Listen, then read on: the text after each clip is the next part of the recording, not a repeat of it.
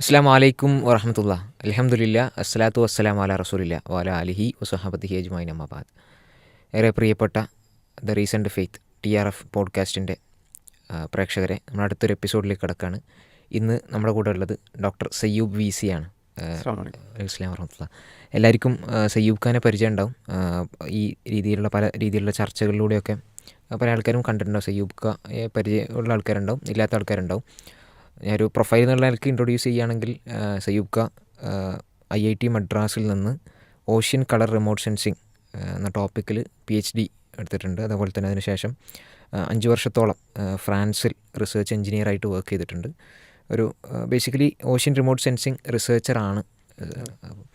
ഞാൻ സയ്യൂബ് ഖാനെ പരിചയമുള്ള ആൾക്കാരും ഇല്ലാത്ത, നമ്മൾ സാധാരണ പരിചയപ്പെട്ടിട്ടുണ്ടാവുക ഈ രീതിയിലുള്ള സയൻസ്, ഫിലോസഫി ഈ രീതിയിലുള്ള ചർച്ചകളിലൂടെ ആയിരിക്കും, അല്ലെങ്കിൽ ആ രീതിയിലുള്ള ഒരു ചർച്ചകളിലൂടെ ആയിരിക്കും പരിചയപ്പെട്ടിട്ടുണ്ടാവുക.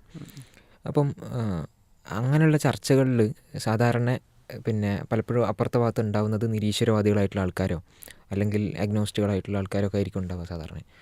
അപ്പോൾ ഇങ്ങനെയുള്ള ചർച്ചകളിലുള്ള ഒരു എക്സ്പീരിയൻസ് പറഞ്ഞ് തന്നെ നമ്മൾ തുടങ്ങിയാൽ നന്നാവും തോന്നുന്നു.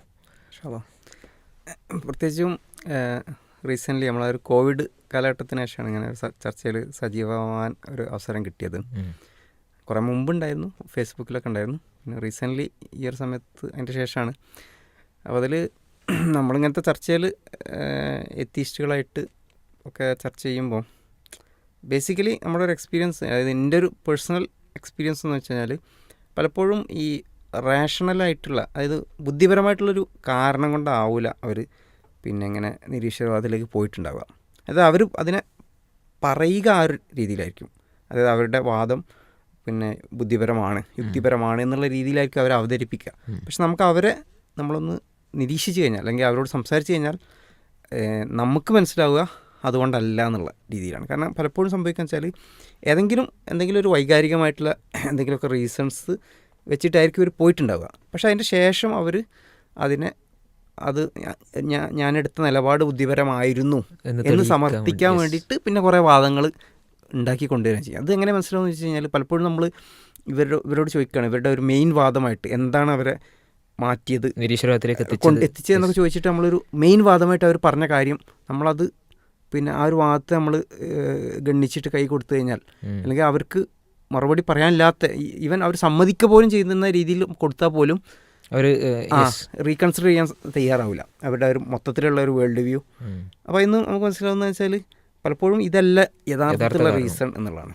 അത് ഇപ്പം നമ്മളെ ഈ മുമ്പ് ഏതൊരു ആൾ മതം വിടാൻ കാരണം മദ്രസയിൽ നിന്ന് അടി കിട്ടിയോണ്ടാണ് ആ രീതിയിൽ പറയുന്ന ആൾക്കാരുണ്ടല്ലോ. ശരിയാണ്, അതായിരിക്കാം ഒരുപക്ഷെ അവർക്ക് ഒരു വൈകാരികമായിട്ടുള്ളൊരു കാരണം ആയിരിക്കാം അത്. പക്ഷെ അതിനെ കവറപ്പ് ചെയ്യാൻ വേണ്ടി ഞങ്ങൾ യുക്തിയും ഇതൊക്കെ കൊണ്ടുവന്ന് നിങ്ങൾ പറഞ്ഞ പോലെ മനുഷ്യൻ്റെ ഒരു നേച്ചറാണ് പൊതുവെ. അതായത് മനുഷ്യൻ നമ്മളൊരു ഒരു റാഷണലായിട്ടുള്ള ബുദ്ധിപരമായി ചിന്തിക്കുന്ന ഒരു ജീവിയാണ് മനുഷ്യൻ എന്ന് പറയുമ്പോൾ പോലും മനുഷ്യന്മാർ പലപ്പോഴും തീരുമാനങ്ങൾ എടുക്കാറുള്ളത് വൈകാരികമായിട്ട് തന്നെയാണ്. പക്ഷെ അത് വൈകാരികമായിട്ട് തീരുമാനം എടുക്കുന്നതുകൊണ്ടും പ്രശ്നമില്ല. അതെടുത്ത തീരുമാനം യഥാർത്ഥത്തിൽ ബുദ്ധിപരമായിട്ടുള്ള തീരുമാനമാണോ എങ്കിൽ അവിടെ കുഴപ്പമില്ല. പക്ഷെ അത് ബുദ്ധിപരമായിട്ടുള്ള തീരുമാനമല്ല, ബുദ്ധിക്ക് നിരക്കുന്നതല്ല, യുക്തിക്ക് നിരക്കുന്ന തീരുമാനമല്ല, എന്നിട്ട് അതും വൈകാരികതയുടെ പേരിൽ എടുത്തിട്ട് അതിൽ നിലനിൽക്കുമ്പോൾ അപ്പോഴാണ് യഥാർത്ഥത്തിൽ പ്രശ്നം വരുന്നത്. അതൊരുത്തിൽ നമ്മളെ തന്നെ ഒരു ഹോണസ്റ്റി ഇല്ലാത്തൊരവസ്ഥയല്ലേ, നമ്മളോടൊരു ഡിസ്ഹോണസ്റ്റ് ആവുക. അതെ, സ്വന്തത്തോട് തന്നെ ചെയ്യുന്നൊരു അക്രമമാണ് യഥാർത്ഥത്തിൽ. നമ്മൾ പറഞ്ഞു കഴിഞ്ഞാൽ ഈ നമ്മുടെ ഒരു യുക്തി, അതായത് നമ്മളൊരു റാഷണൽ ഫാക്കൽറ്റി എന്ന് പറഞ്ഞ സാധനം, നമ്മുടെ ഒരു ബുദ്ധി, യുക്തി എന്നൊക്കെ പറയുന്ന സംഗതി, ഇത് ശരിക്കും പറഞ്ഞാൽ മനുഷ്യനെ സംബന്ധിച്ചിടത്തോളം വലിയൊരു അനുഗ്രഹമാണ്. നമ്മൾക്ക് സത്യം കണ്ടെത്തുക എന്നുള്ള ഒരു പർപ്പസിന് മനുഷ്യന് കിട്ടിയിട്ടുള്ള ഏറ്റവും നല്ലൊരു അനുഗ്രഹമാണ്. ഇപ്പോൾ നമ്മുടെ ജീവിതത്തിൻ്റെ ഒരു ആശയം എന്നുള്ള അർത്ഥത്തിൽ, നമ്മളെ ജീവിതത്തിൻ്റെ വീക്ഷണം, നമ്മളെ മതം അല്ലെങ്കിൽ നമ്മളൊരു ഐഡിയോളജി എന്നുള്ള അർത്ഥത്തിൽ നമ്മൾ നോക്കുമ്പോൾ അതിൽ സത്യം കണ്ടെത്താൻ ഉപയോഗിക്കുന്നത് എന്നുള്ള അർത്ഥത്തിൽ മാത്രമല്ല, നമ്മൾ എന്ത് കാര്യത്തിലായാലും നമുക്ക് സത്യം കണ്ടെത്തുക എന്നുള്ളത് നമ്മുടെ ആവശ്യമാണ്, എന്ത് വിഷയത്തിലാണെങ്കിലും. ഇപ്പോൾ നമ്മളൊരു ഒച്ച കേട്ട് കഴിഞ്ഞാൽ, നമ്മളിങ്ങനെ നടക്കുമ്പോൾ ഒരു കാലൊച്ച കേട്ടു, നമ്മുടെ സ്വാഭാവികമായിട്ടുള്ള നമ്മളെ ഒരു ആഗ്രഹമാണ് അത് എന്തുകൊണ്ടാണെന്ന് അറിയണം.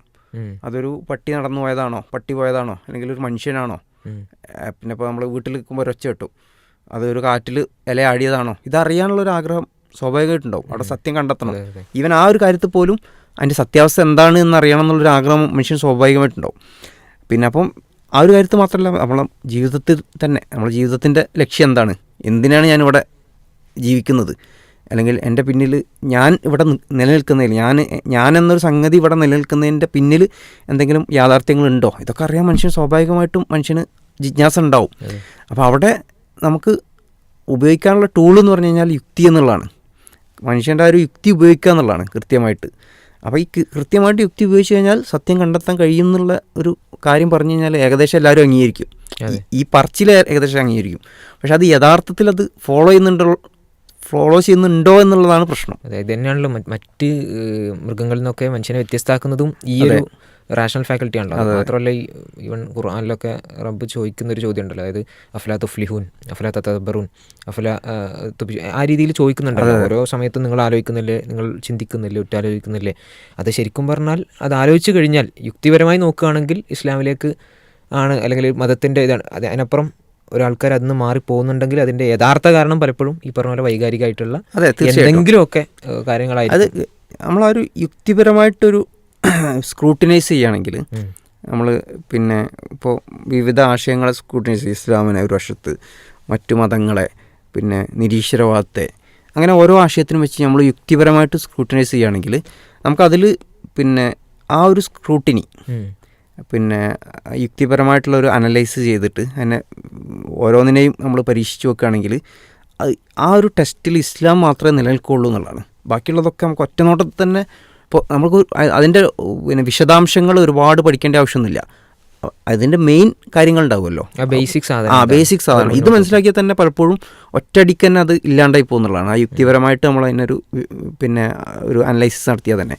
ഉദാഹരണത്തിന് ക്രിസ്ത്യാനിറ്റിയെക്കുറിച്ച് പറയുകയാണെങ്കിൽ ആ ഒരു ത്രിയേകത്വം എന്നുള്ള കൺസെപ്റ്റ് ഇത് വളരെ നമ്മളെ യുക്തിക്ക് യോജിക്കാത്തൊരു സംഗതിയാണ്. അതിപ്പോൾ പല രീതിയിൽ അവർ വ്യാഖ്യാനിക്കാൻ ശ്രമിക്കും. അവരുടെ ഏറ്റവും സെൻട്രൽ ആയിട്ടുള്ള ഒരു ടെനറ്റാണ്. പക്ഷെ അത് പല രീതിയിൽ എങ്ങനെ വ്യാഖ്യാനിക്കാൻ ശ്രമിച്ചാലും അതൊരു യുക്തിപരമായിട്ട് അവിടെ നിലനിൽക്കില്ല.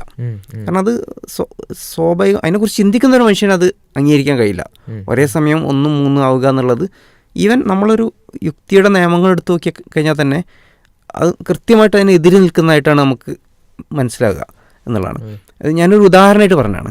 ഇത് ഏത് ആശയം എടുത്തു കഴിഞ്ഞാലും, ഇപ്പോൾ അദ്വൈതം ഒക്കെ എടുത്തു കഴിഞ്ഞാൽ തന്നെ അതൊക്കെ ആ ഒരു ഫസ്റ്റ് ഇംപ്രഷനിൽ തന്നെ നമുക്കതിനെ ഒരു പലപ്പോഴും സെൽഫ് റെഫ്യൂട്ടിംഗ് ആയിട്ട് വരും എന്നുള്ളതാണ്.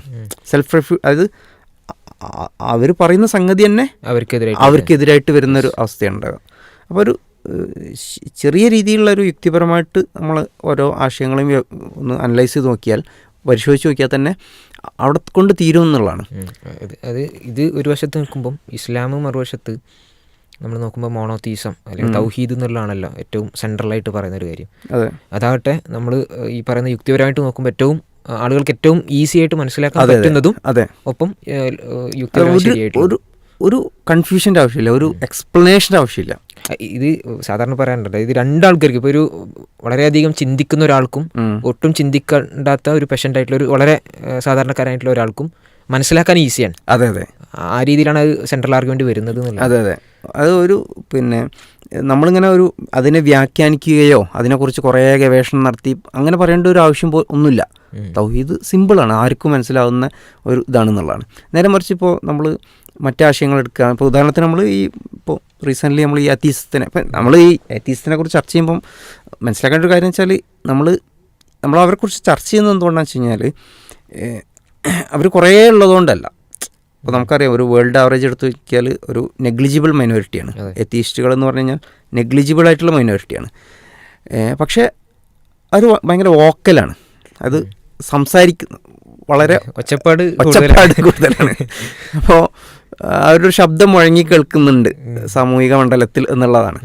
അപ്പോൾ ആ ഒരർത്ഥത്തിൽ നമ്മൾ അതിനൊരു മറുപടി കൊടുക്കാൻ നിർബന്ധിതരാണ് എന്നുള്ളത്. ഒന്ന്, ഇവരുടെ നമ്പറിൽ അവർ കൂടുതലല്ല എന്നുള്ളത്. ഒന്ന്, രണ്ട്, ഇവർ പറയുന്ന ആശയം ഭയങ്കര എന്തോ ആണ് എന്നുകൊണ്ടാണ് നമ്മൾ റിപ്ലൈ ചെയ്യുന്നത്, അല്ലെങ്കിൽ നമ്മളിങ്ങനെ ഇവരെ ചർച്ചക്കെടുക്കുന്നത് എന്നുള്ളൊരു തോട്ട് ചിലപ്പോൾ അവർക്ക് ഉണ്ടാവും. അല്ലേ? അതെ അതെ, തീർച്ചയായും. അപ്പോൾ അവരുടെ ആശയത്തിൻ്റെ ഒരു ഇതുമല്ല, അവരുടെ നമ്പറിൻ്റെ ഒരു ഗുണമല്ല, പക്ഷെ അവരുടെ ശബ്ദത്തിൻ്റെ ഒരു, അതെ, ഒരു ശബ്ദം കൂടുതലുണ്ട് എന്നുള്ളതുകൊണ്ട് പിന്നെ മാത്രമല്ല രണ്ടാമതൊരു വിഷയം നമ്മൾ പലപ്പോഴും പറയാറുണ്ട്. ഇപ്പോൾ നമ്മൾ റീസെൻ്റ്ലി നമ്മൾ പല ചർച്ചയിലും പറയാറുണ്ട്. ഇപ്പോൾ പിന്നെ എന്താ പറയുക, സംഗീസം പ്രചരിപ്പിക്കുന്നു, ആ ഒരു സംഘപരിവാറിൻ്റെ ആശയങ്ങൾ പ്രചരിപ്പിക്കുന്നു.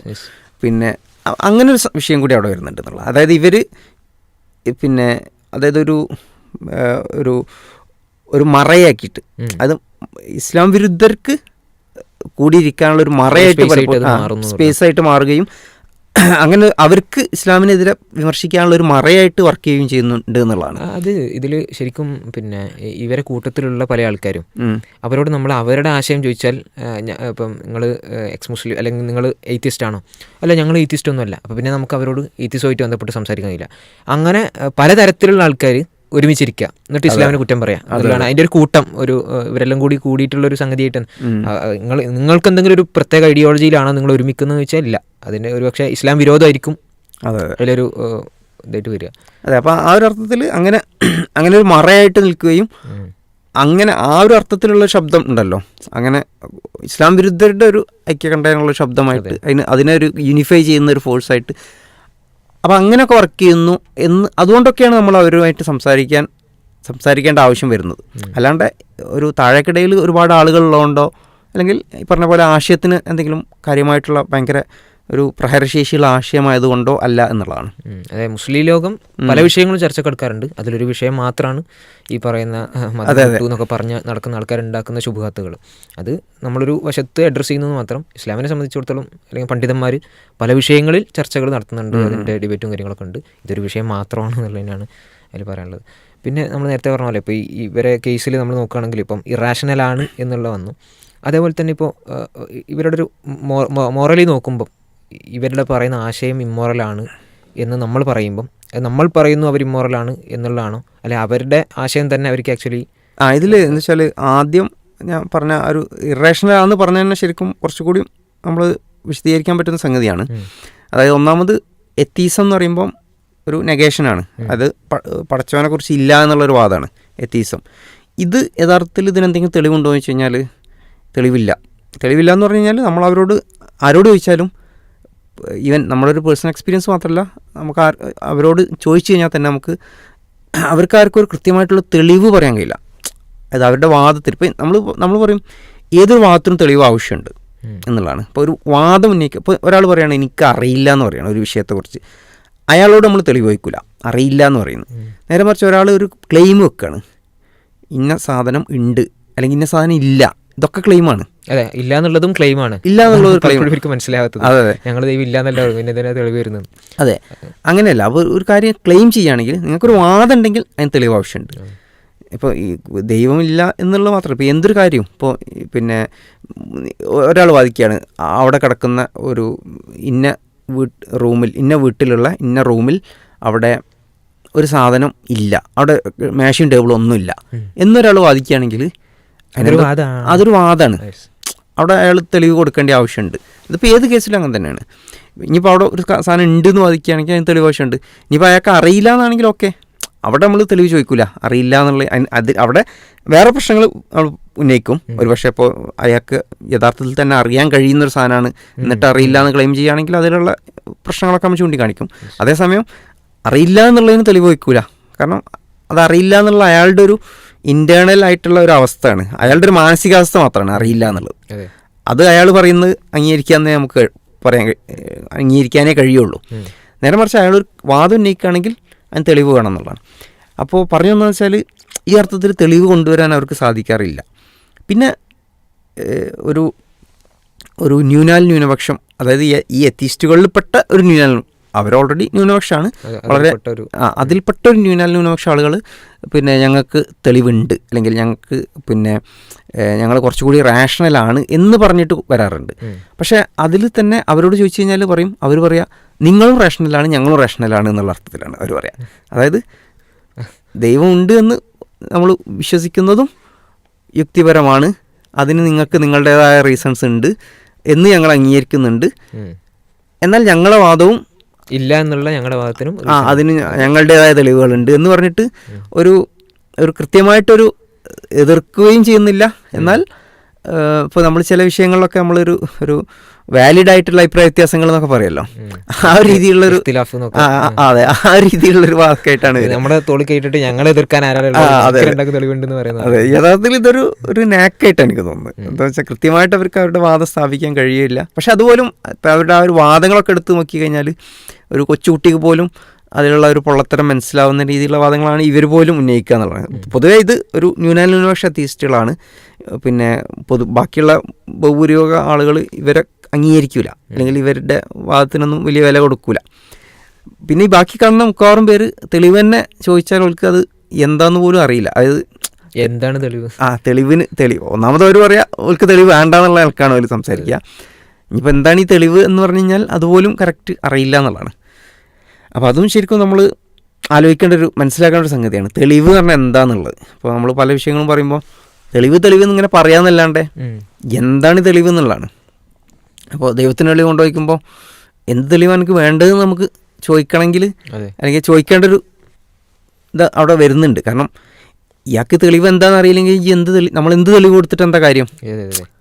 അത് തെളിവാണ്, തെളിവുകൾ ഇങ്ങനെയൊക്കെയാണ് എന്നൊരാൾക്ക് അറിയാത്ത ഒരാളെ സംബന്ധിച്ചിടത്തോളം നമ്മളയാൾക്ക് എന്ത് തെളിവ് കൊടുത്തിട്ട് കാര്യമില്ലല്ലോ. ഇപ്പോൾ നമ്മൾ പിന്നെ ഒരാൾക്ക് ഒരു അസുഖമുണ്ട്, കോവിഡ് ഉണ്ട് നോക്കുക, അത് ഉണ്ടോയെന്നുള്ളതിന് തെളിവ് ചോദിക്കുന്ന ഒരാൾക്ക് നമ്മൾ ആ ലബോറട്ടറി ടെസ്റ്റും അനലൈസിസും ഒന്നും അറിയാത്ത ഒരാളെ സംബന്ധിച്ചിടത്തോളം അതിൽ കാണുന്ന കുറേ വിവരങ്ങൾ കൊടുത്തിട്ട് കാര്യമില്ല. അത് ഒരുപക്ഷെ ആ ഡോക്ടർ സാക്ഷ്യപ്പെടുത്തിയത് പിന്നെ ഇങ്ങനെ ഇയാൾക്ക് ഉണ്ടെന്ന് പറഞ്ഞാൽ അത് മനസ്സിലാക്കാനുള്ള ശേഷി അയാൾക്ക് ഉണ്ടാവുള്ളൂ. അതിലപ്പുറം പിന്നെ നേരിട്ട് അയാൾക്ക് അതിൻ്റെ റിസൾട്ടൊക്കെ കാണിച്ചു കൊടുത്താൽ അത് മനസ്സിലാവില്ല. അപ്പോൾ ഈ ഒരു സംഗതിയാണ് അതിൽ വരുന്നത്. തെളിവ് എന്താണെന്നുള്ളത് തന്നെ ഒരു വിഷയമാണെന്നുള്ളതാണ്. അപ്പോൾ യഥാർത്ഥത്തിൽ നമ്മൾ തെളിവ് എന്താണെന്ന് പറഞ്ഞു കഴിഞ്ഞാൽ, തെളിവ് എന്ന് പറഞ്ഞു കഴിഞ്ഞാൽ പല രീതിയിലുണ്ട്. നമ്മുടെ വാദം എന്താണ് എന്ന് അനുസരിച്ചാണ് തെളിവ് വരിക. ഉദാഹരണത്തിന് നമ്മളൊരു കാര്യം നമ്മൾ നേരിട്ട് അനുഭവിക്കാൻ കഴിയുന്നൊരു കാര്യത്തെക്കുറിച്ചുള്ളൊരു വാദമാണെങ്കിൽ നമുക്കത് ആ ഒരു രീതിയിൽ തന്നെ തെളിയിക്കാൻ പറ്റും. അതായത് ഇപ്പോൾ നമുക്ക് എക്സ്പീരിയൻസ് ചെയ്യാൻ പറ്റുന്ന, പിന്നെ നമുക്ക് ടെസ്റ്റ് ചെയ്യാൻ പറ്റുന്ന, ലബോറട്ടറി ടെസ്റ്റ് ചെയ്യാൻ പറ്റുന്നൊരു വിഷയമാണെങ്കിൽ അവിടെ നമ്മൾ ആ ഒരു അതിനെ നമ്മുടെ അനുഭവത്തിലൂടെയുള്ള പരീക്ഷണ നിരീക്ഷണങ്ങളിലൂടെയുള്ള തെളിവുകളാണ് ആ ഒരു വിഷയത്തിന് കൊടുക്കുക. അപ്പോൾ നമ്മൾ സയൻസിലൊക്കെ പൊതുവെ ഉപയോഗിക്കുക ഈ ഒരു രീതിയാണ്. പക്ഷേ നമ്മൾ വേറൊരു വിഷയം, ഉദാഹരണത്തിന് ഇപ്പോൾ നമ്മൾ ഗാന്ധിജി പിന്നെ ജീവിച്ചിരുന്നു, കഴിഞ്ഞ നൂറ്റാണ്ടിൽ ഇന്ത്യ സ്വാതന്ത്ര്യം നേടുന്ന സമയത്ത് ഗാന്ധിജി എന്നൊരു വ്യക്തി ജീവിച്ചിരുന്നു എന്നുള്ളതിന് തെളിവ് നമുക്ക് ഈ രീതിയിൽ കൊടുക്കാൻ കഴിയില്ല. അതൊരു ഹിസ്റ്ററിക്കൽ ഫാക്റ്റാണ്. അപ്പോൾ ഹിസ്റ്ററിയിൽ എന്താണ് വേണ്ടത്? ഹിസ്റ്ററി എന്ന് പറഞ്ഞു കഴിഞ്ഞാൽ തന്നെ അവിടെ ഈ രീതിയിലുള്ള ഒരു എംപിരിക്കൽ ടെസ്റ്റ്, അതായത് പരീക്ഷണ നിരീക്ഷണങ്ങളിലൂടെ ലാബിൽ കൊണ്ടുപോയിട്ട്, സയൻസിലൊക്കെ ചെയ്യുന്ന പോലെ ലബോറട്ടറി കൊണ്ടുപോയിട്ട് പിന്നെ കത്തിച്ച് കഴിഞ്ഞാൽ ഗാന്ധിജി എന്നുള്ള മനുഷ്യൻ ഉണ്ടോ എന്നുള്ളൊരു റിസൾട്ട് നമുക്ക് കിട്ടൂല. അവിടെ നമുക്ക് എന്ത് വേണ്ടി വരും? അവിടെ ആ ചരിത്ര രേഖകൾ വായിച്ചിട്ട് മനസ്സിലാക്കേണ്ടി വരും. വിശ്വസിക്കുകയാണ് ചെയ്യുന്നത്. നമ്മൾ ആ ചരിത്ര രേഖയെ വിശ്വസിക്കേണ്ടി ചെയ്യുന്നത്. അല്ലെങ്കിൽ പിന്നെ ആ ഒരുപാട് വ്യക്തികൾ എഴുതിയ ഒരു ചരിത്രമാണ്. അപ്പോൾ ഗാന്ധിജി എന്ന മനുഷ്യൻ ജീവിച്ചിരുന്നു എന്ന് ആ കാലഘട്ടത്തിൽ ജീവിച്ച ഒരുപാട് വ്യക്തികൾ എഴുതുകയും പറയുകയും സാക്ഷ്യപ്പെടുത്തുകയും ചെയ്തിട്ടുണ്ട് പല വിധങ്ങളിൽ. ആ സാക്ഷ്യം അതിൻ്റെ അടുത്ത തലമുറ നമുക്ക് കൈമാറി തന്നിട്ടുണ്ട്. അപ്പോൾ നമ്മൾ നമ്മുടെ മുമ്പുള്ള തലമുറയെയും അതിൻ്റെ മുമ്പുള്ള തലമുറയെയും അതേപോലെ ഇവർ എഴുതിയ ആ രേഖകളെയും ഒക്കെ വിശ്വസിക്കുകയാണ് ചെയ്യുന്നത്. അപ്പോൾ ആ രേഖകൾ വിശ്വസിക്കണോ നിർബന്ധമുണ്ടോ എന്ന് വെച്ചാൽ 100% ഉറപ്പായിക്കൊള്ളൊന്നുമില്ല. വേണമെങ്കിൽ ഇപ്പോൾ ഒരാൾക്ക് വാദിക്കാം അതിപ്പോൾ ആരെങ്കിലും വെറുതെ എഴുതി വെച്ചേക്കൂടെ എന്നൊക്കെ. അവിടെ ഒരു ലെവൽ ഓഫ് ഒരു ലെവൽ വിശ്വാസം നമുക്ക് അവിടെ കൊടുക്കേണ്ടതുണ്ട്. ഒരു നിശ്ചിത അളവ് അതിനൊരു വിശ്വാസം വിശ്വസിക്കേണ്ടി വരും ആ ഒരു രേഖയെ, എന്നെങ്കിലും നമുക്ക് മനസ്സിലാക്കാൻ കഴിയുള്ളൂ. അല്ലാണ്ട് നമ്മൾ 100% എല്ലാത്തിനും സംശയത്തോടെ എടുത്തു കഴിഞ്ഞാൽ നമുക്ക് ചരിത്രത്തിൽ ഒന്നും അറിയാൻ കഴിയില്ല, ഒന്നും മനസ്സിലാക്കാൻ കഴിയില്ല എന്നുള്ളതാണ്. ഇത് ഞാൻ പറയട്ടെ, ഇപ്പോൾ ഈവൻ നേരത്തെ പറഞ്ഞു എംപിരിക്കലായിട്ടാണ് ഇപ്പോൾ സയൻറ്റിഫിക് ആയിട്ടുള്ള കാര്യങ്ങൾ നമ്മൾ പറയുന്നത്. പക്ഷേ നമ്മളിപ്പോൾ പിന്നെ സ്കൂളുകളിലോ കോളേജുകളിലോ ഒക്കെ പഠിക്കുന്ന, അല്ലെങ്കിൽ മിനിമം സ്കൂളുകളിൽ പഠിക്കുന്ന സയൻസ് എന്നുള്ളത് നമ്മളിപ്പോൾ കാണുന്ന പുസ്തകത്തിലെല്ലാം നിരീക്ഷിച്ച് പരീക്ഷിച്ച് കണ്ടുപിടിക്കുന്നതല്ലോ, നമ്മളതിൽ വിശ്വസിക്കല്ലേ. അതെ അതെ, ആ ടെക്സ്റ്റ് ബുക്കിലുള്ള കാര്യം ഇത് പറഞ്ഞത് ശരിയാണ് എന്ന് നമ്മൾ വിശ്വസിക്കുകയാണ് അവിടെയും ചെയ്യുന്നത്. അതെ അതെ അല്ലേ? അതെ, തീർച്ചയായിട്ടും. അപ്പോൾ യഥാർത്ഥത്തിൽ നമ്മൾ പിന്നെ ഒരാൾക്ക് പറയാം ഓക്കെ, പക്ഷെ അത് വേണമെങ്കിൽ കൊണ്ടുപോയി ടെസ്റ്റ് ചെയ്യാമല്ലോ എന്ന് പറയാം. പക്ഷെ അവിടെ എന്താണെന്ന് വെച്ച് കഴിഞ്ഞാൽ ടെസ്റ്റ് ചെയ്യാം, വേണമെങ്കിൽ ടെസ്റ്റ് ചെയ്യാം, പക്ഷെ ടെസ്റ്റ് ചെയ്തിട്ടല്ലല്ലോ നമ്മൾ വിശ്വസിക്കുന്നത്. അതാണ്, ആരും അങ്ങനെ വിശ്വസിക്കുന്നില്ലല്ലോ. ടെസ്റ്റ് ചെയ്തിട്ടല്ലല്ലോ നമ്മൾ ആരും വിശ്വസിക്കുന്നത്. അപ്പോൾ നമ്മളെ സംബന്ധിച്ചിടത്തോളം ആ അറിവ് എന്താണ്? നമ്മൾ വിശ്വാസത്തിലൂടെ നേടിയ അറിവാണ്. നമ്മൾ ആ ഒരു സ്കൂളിനെ, നമ്മളെ പഠിപ്പിച്ച ടീച്ചറെ, ആ സിലബസ് സെറ്റ് ചെയ്ത ഗവൺമെൻറ് ഉദ്യോഗസ്ഥരെ, പിന്നെ ആ സിലബസ് നിശ്ചയിക്കാൻ തീരുമാനമെടുത്ത ഗവൺമെൻറ്റിനെ, ഇവരൊക്കെ വിശ്വസിച്ചുകൊണ്ടാണ് നമ്മൾ ആ അറിവ് നേടുന്നത്. അപ്പോൾ അവരെ നമുക്ക് വിശ്വാസമില്ലെങ്കിൽ അറിവ് നമുക്ക് നേടാൻ കഴിയില്ല. നമ്മളത് എന്ത് ചെയ്യേണ്ടി വരും? നമ്മൾ നേരിട്ട് പോയി ടെസ്റ്റ് ചെയ്യേണ്ടി വരും. ഇനി ടെസ്റ്റ് ചെയ്ത് തന്നെ അതിൽ തന്നെ ഒരുപാട് പ്രശ്നമുണ്ടല്ലോ, സ്പേഷ്യൽ റെഗുലാരിറ്റി, ടെമ്പറൽ. അതെ, അതിലേക്ക് കടക്കാം. അതിൻ്റെ മുമ്പ് തന്നെ നമ്മൾ ഒരു വിഷയം എന്താ വെച്ച് കഴിഞ്ഞാൽ, ഈ ടെസ്റ്റ് ചെയ്യുകയാണെങ്കിൽ തന്നെ ഒരു കാലഘട്ടത്തിൽ നമുക്കത് പൂർണ്ണമായിട്ട് ചെയ്യാൻ കഴിയില്ല എന്നുള്ളതാണ്. ഇപ്പോൾ ഉദാഹരണത്തിന് ഒരു സയൻറ്റിസ്റ്റ് ഒരു ഗവേഷണം നടത്തി നിൽക്കുക. അയാൾ ആ ഒരു ഗവേഷണം നടത്തുകയാണെങ്കിൽ അതിൽ ഒരുപാട് വിവരങ്ങളുടെ അടിസ്ഥാനത്തിൽ നിന്നുകൊണ്ടാണ് അയാൾ ആ ഗവേഷണത്തിന് ഇറങ്ങുന്നത്. ഈ വിവരങ്ങളൊക്കെ അയാൾ നേരിട്ട് ടെസ്റ്റ് ചെയ്തതല്ല, അത് മുമ്പുള്ള സയൻറ്റിസ്റ്റുകൾ ടെസ്റ്റ് ചെയ്തത് അയാൾ വിശ്വസിക്കുകയാണ് ചെയ്യുന്നത്. അയാൾ വിശ്വസിക്കുക ഇൻ ദ സെൻസ്, അത് പിന്നെ പുസ്തകങ്ങളിലും അതേപോലെ ശാസ്ത്രീയ പ്രബന്ധങ്ങളിലൊക്കെ വന്നിട്ട് ആ കാര്യം വായിച്ച് മനസ്സിലാക്കി അദ്ദേഹം അത് വിശ്വസിക്കുകയാണ് ചെയ്യുന്നത്. ആ ഓരോന്നും അയാൾ നേരിട്ട് ടെസ്റ്റ് ചെയ്യാൻ നിന്നാൽ അയാളുടെ ഒരിക്കലും നടക്കൂല. കാരണം അതൊരു ജീവിതകാലത്ത് കൊണ്ട് തീരുന്നല്ല. ആയിരക്കണക്കിന് പിന്നെ ശാസ്ത്രജ്ഞന്മാർ പിന്നെ ഒരുപാട് വർഷങ്ങൾ ഉറക്കൊഴിഞ്ഞ് എടുത്ത പണിയാണ്, അതിൻ്റെ റിസൾട്ടാണ്. അത് നമ്മൾ വിശ്വസിച്ചിട്ട് അതിൻ്റെ അടുത്ത സ്റ്റെപ്പിലേക്ക് കടക്കാനേ നമുക്ക് കഴിയുള്ളൂ. ഇതെല്ലാം കൂടി ഒരുത്തം ചെയ്യാൻ നിന്നാൽ അതൊരിക്കലും തീരൂല, അത് ബുദ്ധിയല്ല. അപ്പോൾ അവിടെ എന്താ നമുക്ക് ചെയ്യാൻ കഴിയുകയെന്ന് വെച്ച് കഴിഞ്ഞാൽ, നമുക്ക് ആധികാരികമായിട്ട് വിശ്വസിക്കാൻ കൊള്ളാവുന്ന ചില അതോറിറ്റികളെ വിശ്വസിക്കേണ്ടതുണ്ട്. അങ്ങനെ വിശ്വസിച്ച് കഴിഞ്ഞാലേ നമുക്ക് അറിവിൻ്റെ അടുത്ത പടിയിലേക്ക് കടക്കാൻ കഴിയുള്ളൂ. അപ്പോൾ അവിടെ നമ്മൾ യുക്തിപരമായിട്ട് ചില തീരുമാനങ്ങൾ എടുക്കേണ്ടി വരും. എന്ത്, വിശ്വസിക്കാൻ കൊള്ളാവുന്ന അതോറിറ്റി ആണോ എന്നുള്ളത് നമ്മൾ പരിശോധിക്കേണ്ടതുണ്ട്. അതാണ് അവിടെ യുക്തി. അവിടെ നമ്മൾ സ്വീകരിക്കേണ്ട റാഷണാലിറ്റി, ബുദ്ധി എന്താണെന്ന് വെച്ച് കഴിഞ്ഞാൽ, നമ്മൾ വിശ്വസിക്കുന്ന അതോറിറ്റി വിശ്വസിക്കാൻ കൊള്ളാവുന്ന അതോറിറ്റി ആണോ. അപ്പോൾ നമ്മൾ പിന്നെ സ്കൂളിൽ പഠിക്കുകയാണ്, ഒരു ആധികാരികമായിട്ടുള്ളൊരു സ്കൂളാണോ, ഗവൺമെൻറ് അംഗീകാരമൊക്കെ ഉള്ള സ്കൂളാണോ, അല്ലെങ്കിൽ ഏതോ തട്ടിക്കൂട്ട് ആളുകൾ സിലബസ് അതേപോലെ ഒരു ആധികാരികമായിട്ടുള്ള സിലബസ് ആണോ എന്ന് നമ്മൾ മനസ്സിലാക്കും, വിശ്വസിക്കുക. പിന്നെ അതേപോലെ ആ സിലബസൊക്കെ പിന്നെ നല്ല ആ വിഷയത്തിൽ എക്സ്പേർട്ടായിട്ടുള്ള ആളുകൾ സാക്ഷ്യപ്പെടുത്തിയ സംഗതിയാണോ. അതാണ് നമുക്ക് അവിടെ ചെയ്യാനുള്ള കാര്യം. അതെ, അതാണ് നമുക്ക് ചെയ്യാം. നമുക്ക് പറഞ്ഞ പോലെ ഇതൊക്കെ കൂടി ചെയ്യാൻ പറ്റില്ല.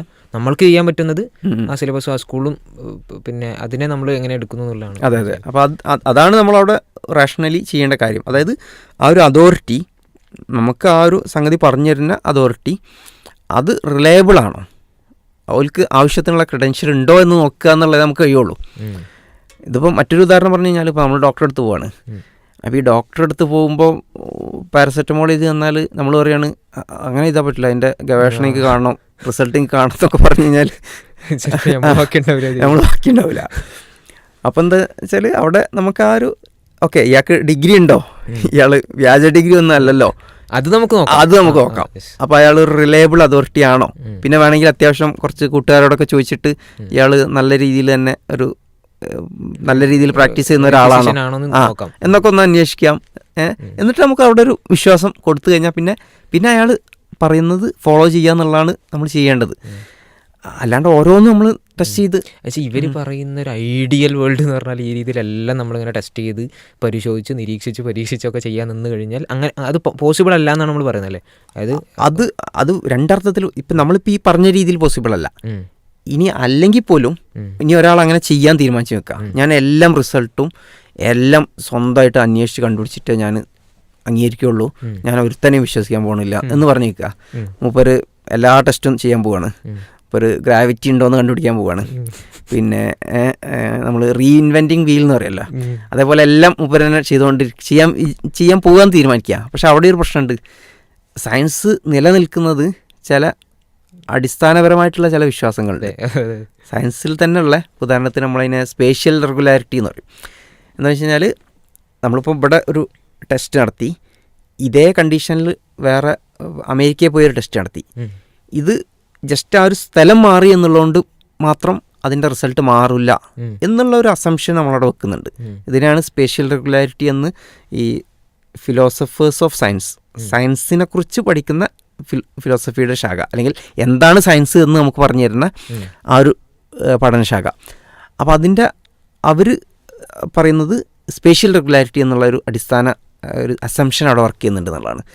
അപ്പോൾ നമ്മൾ പറയുകയാണ് ഇപ്പോൾ ഗ്രാവിറ്റിയുടെ ഇക്വേഷൻ അത് അമേരിക്കയിലുള്ള ഇക്വേഷൻ അത് അമേരിക്ക ടെസ്റ്റ് ചെയ്തല്ല ഇന്ത്യയിൽ വർക്കാവില്ല എന്ന് പറയാൻ കഴിയില്ല. കാരണം അതൊരു അസംഷനാണ് നമ്മളവിടെ എടുക്കുകയാണ്.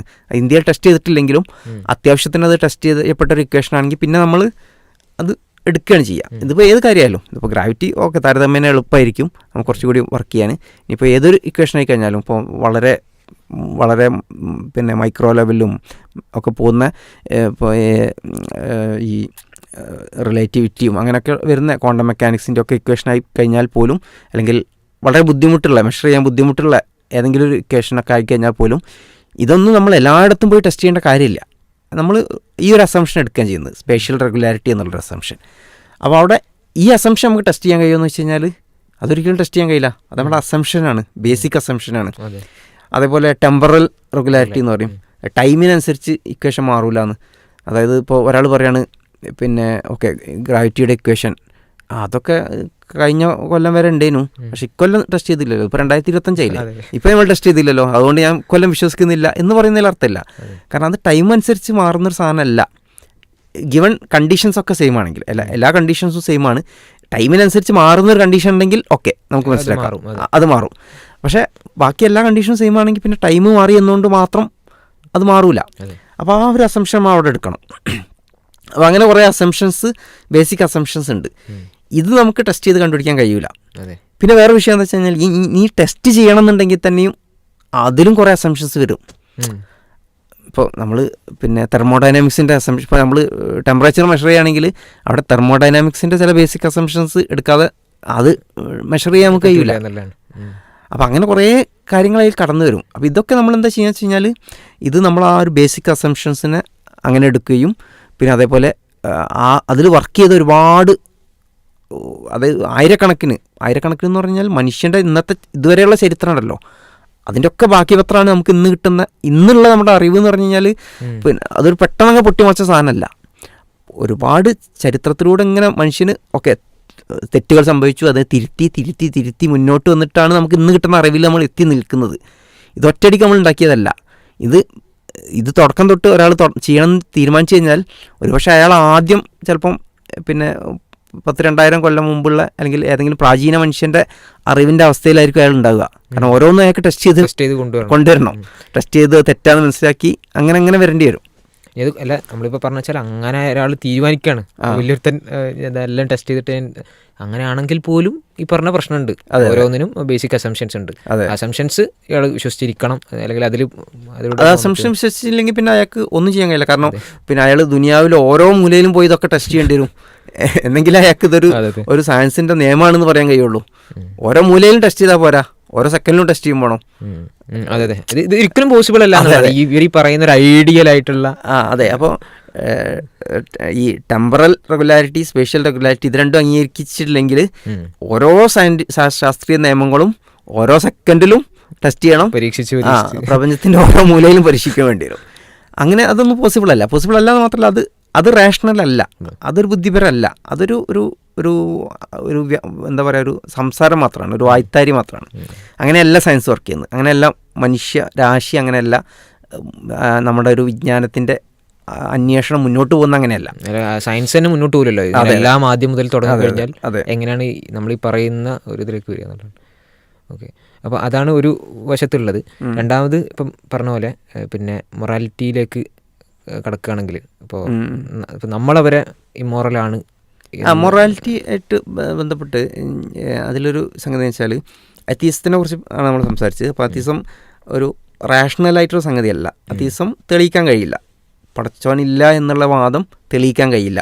അപ്പോൾ നമ്മൾ അയാളോട് ചോദിക്കുകയാണ്, പടച്ചോനില്ല എന്നുള്ള വാദം തെളിയിക്കാതെ നീ വിശ്വസിക്കുന്നുണ്ടോ എന്ന് വെച്ച് കഴിഞ്ഞാൽ അത് യഥാർത്ഥത്തിൽ അന്ധവിശ്വാസമാണ്. തെളിയിക്കാതെ ഒരു കാര്യം വിശ്വസിക്കുകയാണെങ്കിൽ അന്ധവിശ്വാസമാണ്. അതൊരു വശത്ത്, അതുകൊണ്ടാണ് നമ്മളത് റാഷണലല്ല, ബുദ്ധിപരമായിട്ടുള്ളൊരു വാദമല്ല എന്ന് പറയുന്നത്. ഇനി രണ്ടാമത്തെ ഒരു വിഷയം നമ്മൾ ഈ ഇമ്മോറലാണ്, അധാർമികമാണെന്ന് നമ്മൾ പറയാറുണ്ട്. അതിൻ്റെ ഒരു സംഗതി എന്താ വെച്ച് കഴിഞ്ഞാൽ അത് ഭയങ്കര രസകരമായിട്ടുള്ള സംഗതിയാണ്. അതായത് നമ്മൾ ഈ ധാർമ്മികതയെക്കുറിച്ച് പൊതുവെ നിരീശ്വരവാദികളോട് സംസാരിക്കാറുണ്ട്. അപ്പോൾ നമ്മൾ പറയും അവർക്കൊരു ബേസ് ഇല്ല എന്ന് നമ്മളങ്ങോട്ട് പറയും. അപ്പോൾ അവർ ഇങ്ങോട്ട് കുറേ ഇസ്ലാമിലുള്ള കുറേ പ്രശ്നങ്ങളൊക്കെ കാണിക്കുകയൊക്കെ പറയും. അപ്പോൾ നമ്മൾ അവരോട് ധാർമ്മികതയ്ക്ക് ബേസ് ഇല്ല എന്ന് പറഞ്ഞു കഴിഞ്ഞാൽ അവർ ബേസ് ഉണ്ടാക്കാൻ ശ്രമിക്കുക. എങ്ങനെയാണെന്ന് വെച്ച് കഴിഞ്ഞാൽ അവർ പൊതുവെ പറയാം നമ്മൾ പരിണാമത്തിലൂടെ വന്നു, അപ്പം നമ്മൾ അതിജീവനത്തിന് വേണ്ടിയിട്ട് എല്ലാ കാര്യങ്ങളും അതിജീവനത്തിന് വേണ്ടിയിട്ടുണ്ടായി വന്നതാണ് മനുഷ്യൻ്റെ ബുദ്ധി അടക്കം. അപ്പോൾ അതിലൂടെ ഉണ്ടായി വന്നതാണ് മനുഷ്യന്. അപ്പോൾ അത് പഠിപ്പിക്കാൻ ഒരു മതപുസ്തകമൊന്നും വേണ്ട, ഞങ്ങൾക്ക് ജന്മനാ കിട്ടിയിട്ടുണ്ട്, പരിണാമത്തിലൂടെ ജന്മനാ കിട്ടിയിട്ടുണ്ട് ധാർമ്മികത എന്നാണ് അവർ പറയാം. അപ്പോൾ ഇതിൽ ഒരു വിഷയം എന്താ വെച്ച് കഴിഞ്ഞാൽ ജന്മനാ കിട്ടിയ ധാർമ്മികത ആണെങ്കിൽ അവിടെ ആ പരിണാമത്തിൻ്റെ ലക്ഷ്യം എന്താണ്? സർവൈവ് ചെയ്യുക, അതിജീവിക്കുക എന്നുള്ളതാണ് പരിണാമത്തിൻ്റെ ലക്ഷ്യം.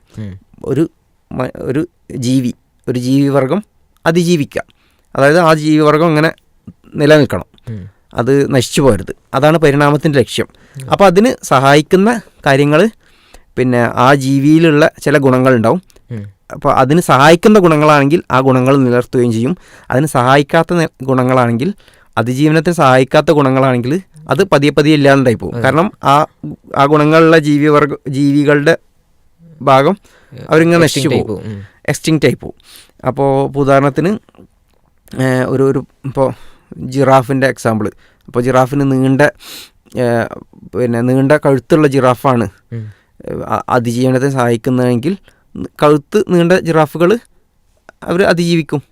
അല്ലെങ്കിൽ കഴുത്ത് നീളം കുറഞ്ഞ ജിറാഫുകൾക്ക് അവരിങ്ങനെ മരിച്ചു പോവുകയും അത്തരത്തിലുള്ള, അതായത് അതേ സ്പീഷീസിൽപ്പെട്ട ഈ ജീവികൾ കൂടുതലായിട്ട് നശിക്കുക, കാരണം അവർക്ക് അതിജീവിക്കാൻ കഴിയില്ല. അപ്പം മറ്റേ ജീനുകൾ കൂടുതൽ പ്രൊമോട്ട് ചെയ്യപ്പെടും, അങ്ങനെ പോകും. അപ്പോൾ ഇത് പല രീതിയിൽ നമ്മൾ പരിണാമത്തെ എക്സ്പ്ലെയിൻ ചെയ്യാറുണ്ട്. അപ്പോൾ അതിൽ മ്യൂട്ടേഷൻ വഴിയും പിന്നെ സർവൈവൽ ഓഫ് ഫിറ്റസ്റ്റ് എന്നൊക്കെ പറഞ്ഞ് എക്സ്പ്ലെയിൻ ചെയ്യാം. ഏത് രീതിയിലായാലും അവിടെ അതിജീവനം എന്നുള്ളത് തന്നെയാണ് അതിനെ ഡ്രൈവ് ചെയ്യുന്നത്. അതിജീവിക്കാൻ കഴിയുക എന്നുള്ള ഒരവസ്ഥയാണ് അതിനെ ഡ്രൈവ് ചെയ്യുന്നത്, ആ പരിണാമത്തെ ഡ്രൈവ് ചെയ്യുന്നത്. അപ്പോൾ സ്വാഭാവികമായിട്ടും എന്ത് വേണം? അങ്ങനെ പരിണാമത്തിലൂടെ ഉണ്ടായി വന്നതാണ് ധാർമ്മികത എങ്കിൽ എന്ത് വേണം? അതിജീവനത്തിന് സഹായിക്കുന്നതായിരിക്കണം ധാർമ്മികമായിട്ടുള്ളത്.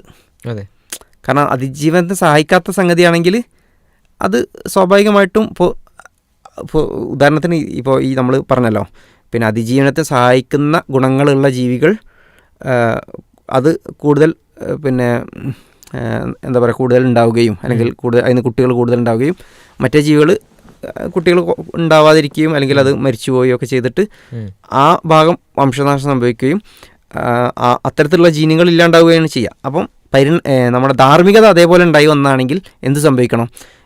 ഈ ധാർമ്മികതയെക്കുറിച്ചുള്ള കാഴ്ചപ്പാടുകൾ, ഇന്നുള്ള കാഴ്ചപ്പാടുകൾ അല്ലെങ്കിൽ മനുഷ്യന് സ്വതവേ ഉള്ള കാഴ്ചപ്പാടുകൾ, ആ കാഴ്ചപ്പാടുകളുള്ള ടൈപ്പ് ഓഫ് ആളുകൾ അതിജീവിച്ചു വരികയും അല്ലാത്തവർ എക്സ്റ്റിങ്ക്റ്റ് ആയി പോവുകയും ചെയ്തു.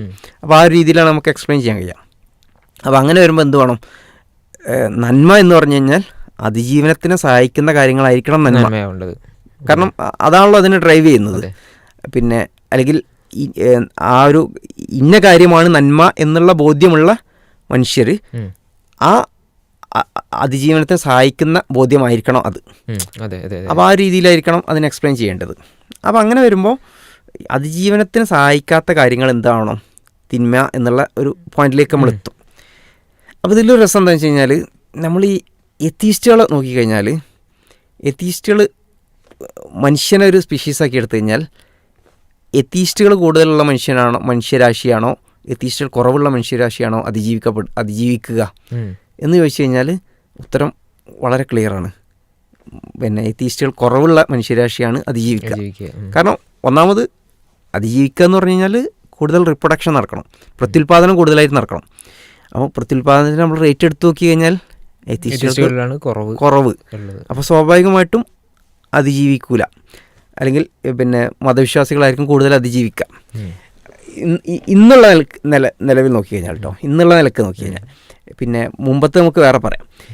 പിന്നെ രണ്ടാമത് എത്തീസ്റ്റുകൾക്കിടയിൽ നമ്മൾ നോക്കിക്കഴിഞ്ഞാൽ സൂസൈഡ് റേറ്റുകൾ വളരെ കൂടുതലാണ്. സൂസൈഡ് വളരെ കൂടുതലാണ്. അത് പിന്നെ നമ്മൾ ഇങ്ങനെ ഈ ഏതെങ്കിലും രാജ്യത്തിൻ്റെ കണക്കെടുത്ത് പറയുന്നതല്ല, കറക്റ്റ് വളരെ കൃത്യമായിട്ട് എത്തീസ്റ്റുകളെയും മുസ്ലിങ്ങളെയും ക്രിസ്ത്യാനികളെയും അങ്ങനെയൊക്കെ തന്നെ പഠിച്ച പഠനങ്ങളുണ്ട്. അതിൽ നിന്ന് തന്നെ വളരെ ആധികാരികമായിട്ടുള്ള ശാസ്ത്രീയ പഠനങ്ങൾ തന്നെ ഉണ്ട്, ഒരുപാട് ഡാറ്റ ഉണ്ട് വിഷയത്തിൽ തന്നെ. അപ്പോൾ അതിൽ നിന്ന് തന്നെ നമുക്ക് മനസ്സിലാവുന്ന ഒരു കാര്യമാണ് എത്തീസ്റ്റുകൾക്കിടയിൽ ആത്മഹത്യാ പ്രവണത കൂടുതലാണ്. ഭയങ്കര കോൺട്രാസ്റ്റ് ആണ്. അതായത് എത്തീസ്റ്റുകൾ അത്രയും ഉയരത്തിൽ മുസ്ലിങ്ങളുടെ വളരെ കുറവാണ്. അപ്പോൾ സ്വാഭാവികമായിട്ട് എന്താണ്, അതിജീവന ശേഷി അവർ കുറയ്ക്കുന്ന ഘടകങ്ങളാണ് ഇതൊക്കെ, അവർക്ക് അതിജീവിക്കാൻ കഴിയില്ല എന്നുള്ളത്. അപ്പോൾ ഇവരുടെ വാദം എന്താണ്, അതിജീവനത്തിന് സഹായിക്കുന്നതാണ് നന്മ, അല്ലെങ്കിൽ ആ നിലക്കാണ് നന്മ ഉണ്ടായി വന്നത്. അപ്പോൾ അങ്ങനെയാണെങ്കിൽ ഈ അതിജീവനത്തിന് സഹായിക്കാത്ത ഈ ഒരു ട്രേറ്റ് അല്ലെങ്കിൽ ഈ ഒരു ഘടകം അത് തിന്മയായിരിക്കണം സ്വാഭാവികമായിട്ടും. അപ്പോൾ അത്തീസ്റ്റുകളുടെ സ്വന്തം നിലപാടെടുത്ത് നോക്കിക്കഴിഞ്ഞാൽ എത്തീസം അധാർമികമാണ് എന്ന് വരും. ഇത് സിമ്പിളായിട്ട് പറഞ്ഞാൽ അവർ പറഞ്ഞ വാദമാണ് സർവൈവ് ചെയ്യാൻ എന്താണ് വേണ്ടത്, അല്ലെങ്കിൽ ഈ പറഞ്ഞ പോലെ പരിണാമപരമായിട്ടാണ് തിരിഞ്ഞു വരുന്നത്. അപ്പം അത് വെച്ചിട്ട് നമ്മൾ ചിന്തിക്കുമ്പം പോലും എത്തീസ്റ്റുകളായിട്ടുള്ള ആൾക്കാർ ഈ പറഞ്ഞ പോലെ സർവൈവ് ചെയ്യേണ്ട ആൾക്കാരല്ല, സർവൈവ് ചെയ്യാൻ യോഗ്യരല്ല എന്നുള്ള ആ ഒരു അർത്ഥത്തിൽ പരിണാമപരമായി നോക്കി കഴിഞ്ഞാൽ സർവൈവ് ചെയ്യാനുള്ള യോഗ്യത ഇല്ല. അപ്പോൾ അതുകൊണ്ട് തന്നെ സ്വാഭാവികമായിട്ടും അത് തിന്മയാവണം, എത്തിസം തിന്മയാവണം അവർ പറഞ്ഞ ബേസ് പ്രകാരം. അതെ, അവർ പറഞ്ഞ ബേസ് പ്രകാരം നോക്കിക്കഴിഞ്ഞാൽ തന്നെ എത്തിസം തിന്മയാവണം എന്നുള്ളതാണ്. അപ്പോൾ ഒന്ന് നമുക്ക് ഈ ഒരു ആശയം ബുദ്ധിപരമല്ല എന്ന് മനസ്സിലായി, അതായത് പ്രത്യേകിച്ച് തെളിവൊന്നുമില്ല, പിന്നെ ഒരു നിലക്കും തെളിയിക്കാൻ കഴിയില്ല, പിന്നെ അങ്ങനെ തെളിയിക്കാൻ ശ്രമിക്കുന്ന പോലുമില്ല, വളരെ ചുരുക്കം ആളുകളാണ് ഈ ശ്രമിക്കുന്ന പോലും ഉള്ളത്. മിക്കവാറും പേര് അത് ക്ലെയിം ചെയ്യുക മാത്രമാണ് ചെയ്യുന്നത്. അപ്പോൾ ആ നിലയ്ക്ക് തന്നെ അത് ഇനി ശ്രമിക്കുന്നവരെ കേസ് പറഞ്ഞാൽ തന്നെ അതിൽ പോലും അത് ഒരു നിലനിൽക്കുന്ന വാദങ്ങളല്ല, മിക്കതും വളരെ എളുപ്പത്തിലൊരു കൊച്ചുകുട്ടിക്ക് പോലും മനസ്സിലാവുന്ന അതിൻ്റെ പ്രശ്നങ്ങൾ മനസ്സിലാക്കിയിട്ട് എതിർക്കാൻ കഴിയുന്ന വാദങ്ങളാണ്. അപ്പോൾ ആ നിലക്ക് ബുദ്ധിപരമല്ല എന്നുള്ളതാണ്, യുക്തിപരമല്ല, റാഷണലല്ല, ഇറേഷണലാണ്. രണ്ടാമത് നമ്മൾ പറഞ്ഞത് അത് ഇമ്മോറലാണ് എന്നുള്ളതാണ്. അവരുടെ സ്വന്തം ബേസ് എടുത്ത് നോക്കിക്കഴിഞ്ഞാൽ അതെ, അത് ഒന്നുകൂടി വളരെ കൃത്യമായിട്ട് പറഞ്ഞാൽ അവർ പറഞ്ഞാണ് എങ്ങനെയാണ് ധാർമ്മികത നിശ്ചയിക്കേണ്ടത്, പരിണാമപരമായിട്ടാണ് വരേണ്ടത്. അപ്പോൾ ഒരാളെ അതിജീവിക്കാൻ ഹെൽപ്പ് ചെയ്യുന്നതാണ് ധർമ്മം, അതായത് നന്മ. ഒരാളല്ല സ്പീഷീസ്, ഒരു സ്പീഷീസിനെ, ഓക്കെ, അതാണ് നന്മ. അപ്പം അതിനെ ഹെൽപ്പ് ചെയ്യാത്തതാണ് എയ്ത്തിസം. അല്ലെ, എയ്ത്തിസ്റ്റുകളായിട്ടുള്ള ആൾക്കാരെ നമ്മൾ നോക്കുമ്പം അതിൽ ഈ സൂയിസൈഡ് റേറ്റ് ആയി കഴിഞ്ഞാലും ഇതൊക്കെ കൂടുതലാണ്. അപ്പോൾ അവർ പറഞ്ഞ പ്രകാരം അവർ പറയുന്ന എയ്ത്തിസം തന്നെ തിന്മയാണെന്ന് വരും. അപ്പോൾ സ്വന്തം ആശയം വെച്ച് നോക്കിക്കഴിഞ്ഞാൽ തന്നെ അവർ ചെയ്യുന്നത് തിന്മയാണ്. അത് നമ്മളെ ഭാഗത്തുനിന്ന് പറയുന്ന തിന്മയല്ല. തീർച്ചയായിട്ടും നമ്മുടെ ഒരു കാഴ്ചപ്പാട് നോക്കി കഴിഞ്ഞാൽ തിന്മയാണ്, അധാർമികമാണ്. പക്ഷേ ഇത് അവർ തന്നെ കൊണ്ടുവന്ന മാനദണ്ഡം എടുത്ത് നോക്കിക്കഴിഞ്ഞാൽ അത് അധാർമികമാണെന്നുള്ളതാണ്. അപ്പം അങ്ങനെ ഒരു ആശയത്തിൽ വിശ്വസിക്കുക എന്ന് പറഞ്ഞു കഴിഞ്ഞാൽ അതിന് അപാരമായിട്ടുള്ളൊരു അന്ധതന് വേണം, അല്ലെങ്കിൽ അത്രയും വിശ്വാസം വേണം അതിന്.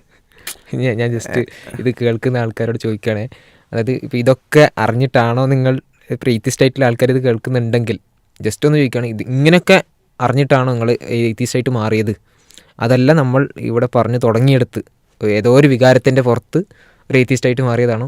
ഇപ്പോൾ നമ്മൾ ഇത്രയൊക്കെ പറഞ്ഞപ്പോഴായിരിക്കും ഒരുപക്ഷെ ഇങ്ങനെയൊക്കെ ഉണ്ടോ എന്ന് അറിയുന്നുണ്ട്. അപ്പോൾ പറഞ്ഞു തന്നതാണ്, ഒന്ന് ഇറേഷണലാണ്, രണ്ട് ഇമ്മോറലാണ് അവരുടെ തന്നെ വാദപ്രകാരം. പിന്നെ മൂന്നാമതൊരു വിഷയം എന്ന് വെച്ച് കഴിഞ്ഞാൽ, ഇപ്പോൾ നമ്മൾ ഇനിയിപ്പോൾ ഓക്കെ നമ്മളൊരാൾ ഒരുത്തൻ ഈ റാഷണാലിറ്റി ഒന്നും വലിയ പരിഗണിക്കുന്നില്ല, അവനവൻ എന്ത് കിട്ടുന്ന നിൽക്കുക. അപ്പം അങ്ങനെ ഉണ്ടല്ലോ ചില ആൾക്കാർ. അപ്പം അതിൻ്റെ തെറ്റും ശരിയൊക്കെ വിട്, നിൻ്റെ കാര്യം നോക്കാം, സ്വന്തം കാര്യം നോക്കാം, എനിക്കെന്ത് കിട്ടും എന്നുള്ള നിലക്ക് ചിന്തിക്കാൻ നോക്കുക. ഇനി അങ്ങനെ നോക്കിക്കഴിഞ്ഞാലും എത്തീസം വലിയ പ്രശ്നമാണെന്നുള്ളതാണ്. കാരണം നമ്മൾ മനുഷ്യന് at the end of the day എന്താണ് നമുക്ക് വേണ്ടി? നമുക്ക് ഹാപ്പിനെസ് വേണം, അല്ലേ, സന്തോഷം വേണം, ഒരു മനസ്സമാധാനം വേണം. ഇതൊക്കെയാണ് മനുഷ്യന് ആവശ്യം. അപ്പോൾ മനുഷ്യന് കുറേ പിന്നെ സമ്പത്തുണ്ട്, ഒരുപാട് പദവിയുണ്ട്, ഇതൊക്കെ ഉണ്ടായാൽ പോലും ഈ ഒരു മനസ്സമാധാനം ഇല്ലെങ്കിൽ പിന്നെ അതിൽ പ്രത്യേകിച്ച് അർത്ഥമൊന്നുമില്ല. മനുഷ്യൻ ഈ സമ്പത്തൊക്കെ നേടാൻ ശ്രമിക്കുന്ന പോലും അത് ആ സമ്പത്ത് വേണം എന്ന് വിചാരിച്ചിട്ടല്ല, അതുവഴി സന്തോഷം കിട്ടും. മനസ്സമാധാനം ഒക്കെ ഒരു ലോങ് ടൈം ഹാപ്പിനെസ്, അപ്പം കിട്ടുന്ന ഒരു ഇൻസ്റ്റന്റ് പ്ലഷർ അല്ല, ഒരു ലോങ് ടൈം സന്തോഷം കിട്ടുക, ഹാപ്പി ആയിരിക്കുക എന്നൊക്കെ പറയുമല്ലോ. ഒരു സാധനം കിട്ടാൻ വേണ്ടിയിട്ടാണ് മനുഷ്യൻ പൊതുവെ ശ്രമിക്കുന്നത്. ഇപ്പോൾ ഈ സമ്പത്ത് നേടുകയാണെങ്കിലും ഫെയിം നേടുകയാണെങ്കിലും അതൊക്കെ അവനെ സന്തോഷവാനാക്കുമെന്നാണ് അവൻ പ്രതീക്ഷിക്കുന്നത്. അപ്പം ഒരു at the end of the day എല്ലാ മനുഷ്യരും അറ്റ്ലീസ്റ്റ് ഒരു ഭൗതികമായിട്ട് നോക്കിക്കഴിഞ്ഞാൽ ആ ഒരു സാധനം മനുഷ്യൻ ആഗ്രഹിക്കുന്നുണ്ട്. അപ്പോൾ ആ ലെവലിൽ നോക്കിക്കഴിഞ്ഞാൽ തന്നെയും നമുക്ക് ഈ പിന്നെ എത്തീസ്റ്റുകളെയും വിശ്വാസികളെയും മതവിശ്വാസികളെയും നമുക്ക് താരതമ്യം ചെയ്യാവുന്നതാണ് എന്നുള്ളതാണ്. നമുക്കതിന് ഒരുപാട് പഠനങ്ങൾ നമ്മളതിന് സഹായിക്കുന്ന രീതിയിലുള്ള പഠനങ്ങളും ഡാറ്റകളൊക്കെ ഉണ്ട്. അത് എന്താണ് നമുക്ക് സന്തോഷം നൽകുന്നത് എന്നുള്ള ആ വിഷയത്തിൽ ഒരുപാട് പഠനങ്ങളുണ്ട്. എന്താണിപ്പം, അതായത് ഒരു മനുഷ്യനെ സംബന്ധിച്ചിടത്തോളം ഒരു ലോങ് ടേം ഹാപ്പിനെസ് എന്ന് പ്രത്യേകം പറയാൻ കാരണം, ഒരാൾക്ക് വേണമെങ്കിൽ ഒരു ഇൻസ്റ്റൻറ്റ് ഹാപ്പിനെസ് ഉണ്ടാവാം. ഇപ്പോൾ ഉദാഹരണത്തിന് ലോട്ടറി അടിച്ചു, അയാൾ ആ ഇൻസ്റ്റൻറ്റിൽ ഹാപ്പിയാണ്. പക്ഷേ ലോട്ടറി അടിച്ച ആളുകളെ പരിശോധിച്ച് നോക്കിയാൽ ഡിപ്രഷനിലേക്കൊക്കെ പോയി അങ്ങനെ ജീവിതം തൊലച്ച ഒരുപാട് ആളുകളുണ്ട്. അതായത് ആ ഇൻസ്റ്റൻറ്റിൽ അയാൾ ഹാപ്പി ആയിരുന്നുകൊണ്ട് മാത്രം ലോങ് ടൈം ഹാപ്പി അല്ല. അപ്പം ലോങ് ടൈം ഹാപ്പി ആയിരിക്കും, അതായത് ഒരു ലോങ് ടൈം അയാൾ കണ്ടൻ്റ് ആയിരിക്കും, ഒരു പീസ്ഫുള്ളായി ഒരു മനസ്സമാധാനത്തോടെ സന്തോഷത്തോടെ ജീവിക്കാൻ കഴിയുന്ന ഒരവസ്ഥ ഉണ്ടാകുക എന്നുള്ളത്. ഇത് മനുഷ്യന് കൊടുക്കുന്ന ഘടകങ്ങൾ എന്തൊക്കെയാണ് എന്നുള്ള രീതിയിലുള്ള പഠനങ്ങൾ ഒരുപാട് നടന്നിട്ടുണ്ട്. അപ്പോൾ അതിൽ പറയുന്ന കുറേ കാര്യങ്ങളുണ്ട്. അതിലൊരു ഘടകം എന്ന് പറഞ്ഞു കഴിഞ്ഞാൽ നമ്മുടെ ഒരു സോഷ്യൽ റിലേഷൻഷിപ്പ്, സാമൂഹികമായിട്ടുള്ള ബന്ധങ്ങൾ, ആളുകളായിട്ടുള്ള ബന്ധങ്ങൾ, കുടുംബം അതേപോലെ സമൂഹം, മറ്റുള്ളവരുമായിട്ടുള്ള ബന്ധങ്ങൾ, കുടുംബത്തോടുള്ള ബന്ധം, സമൂഹത്തോടുള്ള ബന്ധം എന്നുള്ള അർത്ഥത്തിലുള്ള കാര്യങ്ങൾ. അപ്പോൾ ഇതിനെക്കുറിച്ച് പഠനങ്ങൾ നടന്നിട്ടുണ്ട്. അതായത് ഇത് മനുഷ്യനെ ലോങ് ടൈം ഹാപ്പിനെസ് നൽകുന്ന ഒരു ഘടകമാണ് എന്നുള്ളതാണ് സയൻസ് പറയുന്നത്. അതായത് ബന്ധങ്ങൾ കൂടുതലുണ്ടെങ്കിൽ, സുദൃഢമായിട്ടുള്ള ലോങ് ടൈം ആയിട്ടുള്ള ബന്ധങ്ങളുണ്ടെങ്കിൽ അത് ഈ ലോങ് ടൈം ഹാപ്പിനെസ്സിന് സഹായിക്കും എന്നുള്ള ഒരു പോയിന്റ്. പിന്നെ രണ്ടാമത്തെ ഒരു പോയിന്റ് പറയുന്നത് നമ്മുടെ ഹെൽത്ത്, പിന്നെ അതേപോലെ ഒരു മൈൻഡ്ഫുൾനെസ്, ഹെൽത്ത് ആൻഡ് മൈൻഡ്ഫുൾനെസ് എന്നുള്ളതാണ് രണ്ടാമത്തെ ഒരു ഘടകം. അതും സ്വാഭാവികമായിട്ടും അത് പെട്ടെന്ന് നമുക്ക് മനസ്സിലാക്കാൻ കഴിയുന്ന കാര്യമാണ്. അതുള്ള ആളുകളെ സംബന്ധിച്ചിടത്തോളം അവർക്ക് ഒരു ലോങ് ടൈം ഹാപ്പിനെസ് ഉണ്ടാവും എന്നുള്ള ആരോഗ്യവും മൈൻഡ്ഫുൾനെസ്സും. പിന്നുള്ളൊരു സംഗതി പറയുന്നത് ഒരു ഗ്രാറ്റിറ്റ്യൂഡിൻ്റെ ഒരു മെൻറ്റാലിറ്റിയാണ്. അതായത് നമ്മൾ നന്ദി പറയുക. ഇപ്പോൾ നമ്മൾ നമുക്കൊരു ഉപകാരം ചെയ്ത ഒരാളോട് ഒരു താങ്ക് യു പറയുക, ഒരു നന്ദി പറയുക, ജസാക്കല്ലാഹ് പറയുക. അപ്പോൾ ആ ഒരു നന്ദി പറയുക.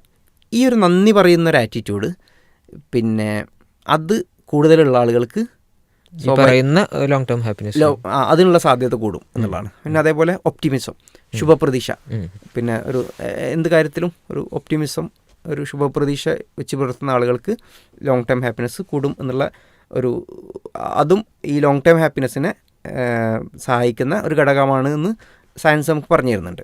പിന്നെ നാലാമത്തെ ഒരു ഘടകം എന്ന് പറഞ്ഞു കഴിഞ്ഞാൽ ജീവിതത്തിനൊരർത്ഥവും ലക്ഷ്യവും ഉണ്ടാകുക എന്നുള്ളതാണ് നാലാമത്തെ ഘടകം. മനുഷ്യന് ലോങ് ടേം ആയിട്ടുള്ള ദീർഘകാലാടിസ്ഥാനത്തിൽ മനുഷ്യന് സന്തോഷം നൽകുന്ന നാലാമത്തെ ഒരു ഘടകം എന്താണ്? ജീവിതത്തിന് അർത്ഥവും ലക്ഷ്യബോധവും ഉണ്ടാകുക എന്നുള്ളതാണ്. അതുള്ള ആളുകൾക്ക് സന്തോഷം ഉണ്ടാവും എന്നാണ്, അല്ലെങ്കിൽ സന്തോഷം ഉണ്ടാകാൻ സാധ്യത കൂടുമെന്നാണ് ശാസ്ത്രം നമുക്ക് പറഞ്ഞു തരുന്നത്. അപ്പം 4 ഘടകങ്ങൾ നമുക്ക് സയൻസ് പറഞ്ഞു തന്നു, 4 സുപ്രധാനമായിട്ടുള്ള ഘടകങ്ങൾ. ഇത് മാത്രമാണെന്നല്ല, എന്നാൽ ഇത് വളരെ പ്രധാനപ്പെട്ട 4 ഘടകങ്ങളാണ് എന്നുള്ളതാണ്. വളരെ പ്രധാനപ്പെട്ട, നമ്മളൊരു 4 ലിസ്റ്റ് ചെയ്യാൻ പറഞ്ഞാൽ ആദ്യം വന്നേക്കാവുന്ന 4 പോയിന്റുകളാണ് 4 സന്തോഷത്തിന് ആവശ്യമുള്ള. അപ്പോൾ ഇത് നമ്മൾ ഓരോന്നും എടുത്തു നോക്കിക്കഴിഞ്ഞാൽ നമുക്കത് എവിടെ കിട്ടുക എന്നുള്ളതൊന്ന് നമുക്കൊന്ന് അനലൈസ് ചെയ്ത് നോക്കാം. അപ്പോൾ അതിൽ നമ്മൾ പറഞ്ഞു സോഷ്യൽ റിലേഷൻഷിപ്പ്, സാമൂഹിക ബന്ധങ്ങൾ, കുടുംബ ബന്ധങ്ങൾ. ഇത് സ്വാഭാവികമായിട്ടും ഒരു എത്തീസ്റ്റിനെ സംബന്ധിച്ചിടത്തോളം ഈ ബന്ധങ്ങൾക്കുള്ള വില എന്ന് പറഞ്ഞു കഴിഞ്ഞാൽ അവന് വേണമെങ്കിൽ ഒരു വില കൊടുക്കാം, പക്ഷെ അവൻ്റെ ഒരു ആശയത്തിന് നിന്നുകൊണ്ട് അതിനെന്തായാലും വില കൊടുക്കണം എന്ന് പറയുന്നൊരു സാധനമൊന്നും അവിടെ ഇല്ല. എന്ന് പറഞ്ഞാൽ ഇപ്പോൾ നമ്മൾ പറയുന്നത് എത്തിസ്റ്റുകൾ ബന്ധത്തിന് വില കൊടുക്കാത്തവരെന്നല്ല, പക്ഷേ അവർക്ക് അങ്ങനെ കൊടുക്കണം എന്നുള്ള നിർബന്ധം എവിടെയില്ല. ഇപ്പോൾ ഒരു എത്തിസ്റ്റിനെ സംബന്ധിച്ചിടത്തോളം എല്ലാം ജീവിതം തന്നെ ഒരു ആക്സിഡൻ്റാണ്, ഒരു യാദൃശ്ചികതയാണ്, ഒരു എന്താ പറയുക ആക്സിഡൻറ്റിൽ വന്നതാണ്. അവൻ്റെ ജീവിതം ഒരു ആക്സിഡൻ്റാണ്. അപ്പോൾ അവിടെ അവന് ആ ഒരു ആക്സിഡൻറ്റിൽ അതിൻ്റെ കൂടെ നടന്ന മറ്റ് ആക്സിഡൻറ്റുകൾക്ക് പ്രത്യേകിച്ചൊരു ബന്ധത്തിന് ആവശ്യമൊന്നുമില്ല. അതിന് പ്രത്യേകിച്ച് ഒരു എത്തീസ്റ്റുകളുടെ ലോജിക്ക് വെച്ചിട്ട് അതിന് പ്രത്യേകിച്ച് ആവശ്യമൊന്നുമില്ല.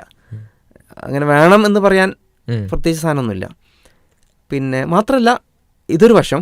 രണ്ടാമത് റിലീജിയസ് കേസിലേക്ക് വന്നാൽ, റിലീജിയൻ്റെ ഇതിലേക്ക് വന്നാൽ ഈ ബന്ധങ്ങളെ ശക്തിപ്പെടുത്തുന്ന ഒരുപാട് സംഗതികൾ റിലീജിയനിലുണ്ട് എന്നുള്ളതാണ്. ഇപ്പോൾ പ്രത്യേകിച്ച് ആ ഒരു പള്ളി, ഇസ്ലാമിൻ്റെ കേസിലാണെങ്കിൽ പള്ളി, ക്രിസ്ത്യൻസിൻ്റെ കേസിലാണെങ്കിൽ ചർച്ച്, ആ ഒരു ഇപ്പോൾ അത് ഇസ്ലാമിൽ വളരെ കൂടുതലാണെന്നുള്ളതാണ്. കാരണം ഇസ്ലാമിൽ 5 നേരവും നമ്മളിങ്ങനെ എല്ലാവരും ഒത്തുകൂടുന്നു, പള്ളിയിലേക്ക് ഒത്തുകൂടുന്നു, അവർ ഒരു ആരാധന കർമ്മം നിർവഹിക്കുന്നു അല്ലേ, അതിനുശേഷം അവർ സംസാരിക്കുന്നു പുറത്ത്.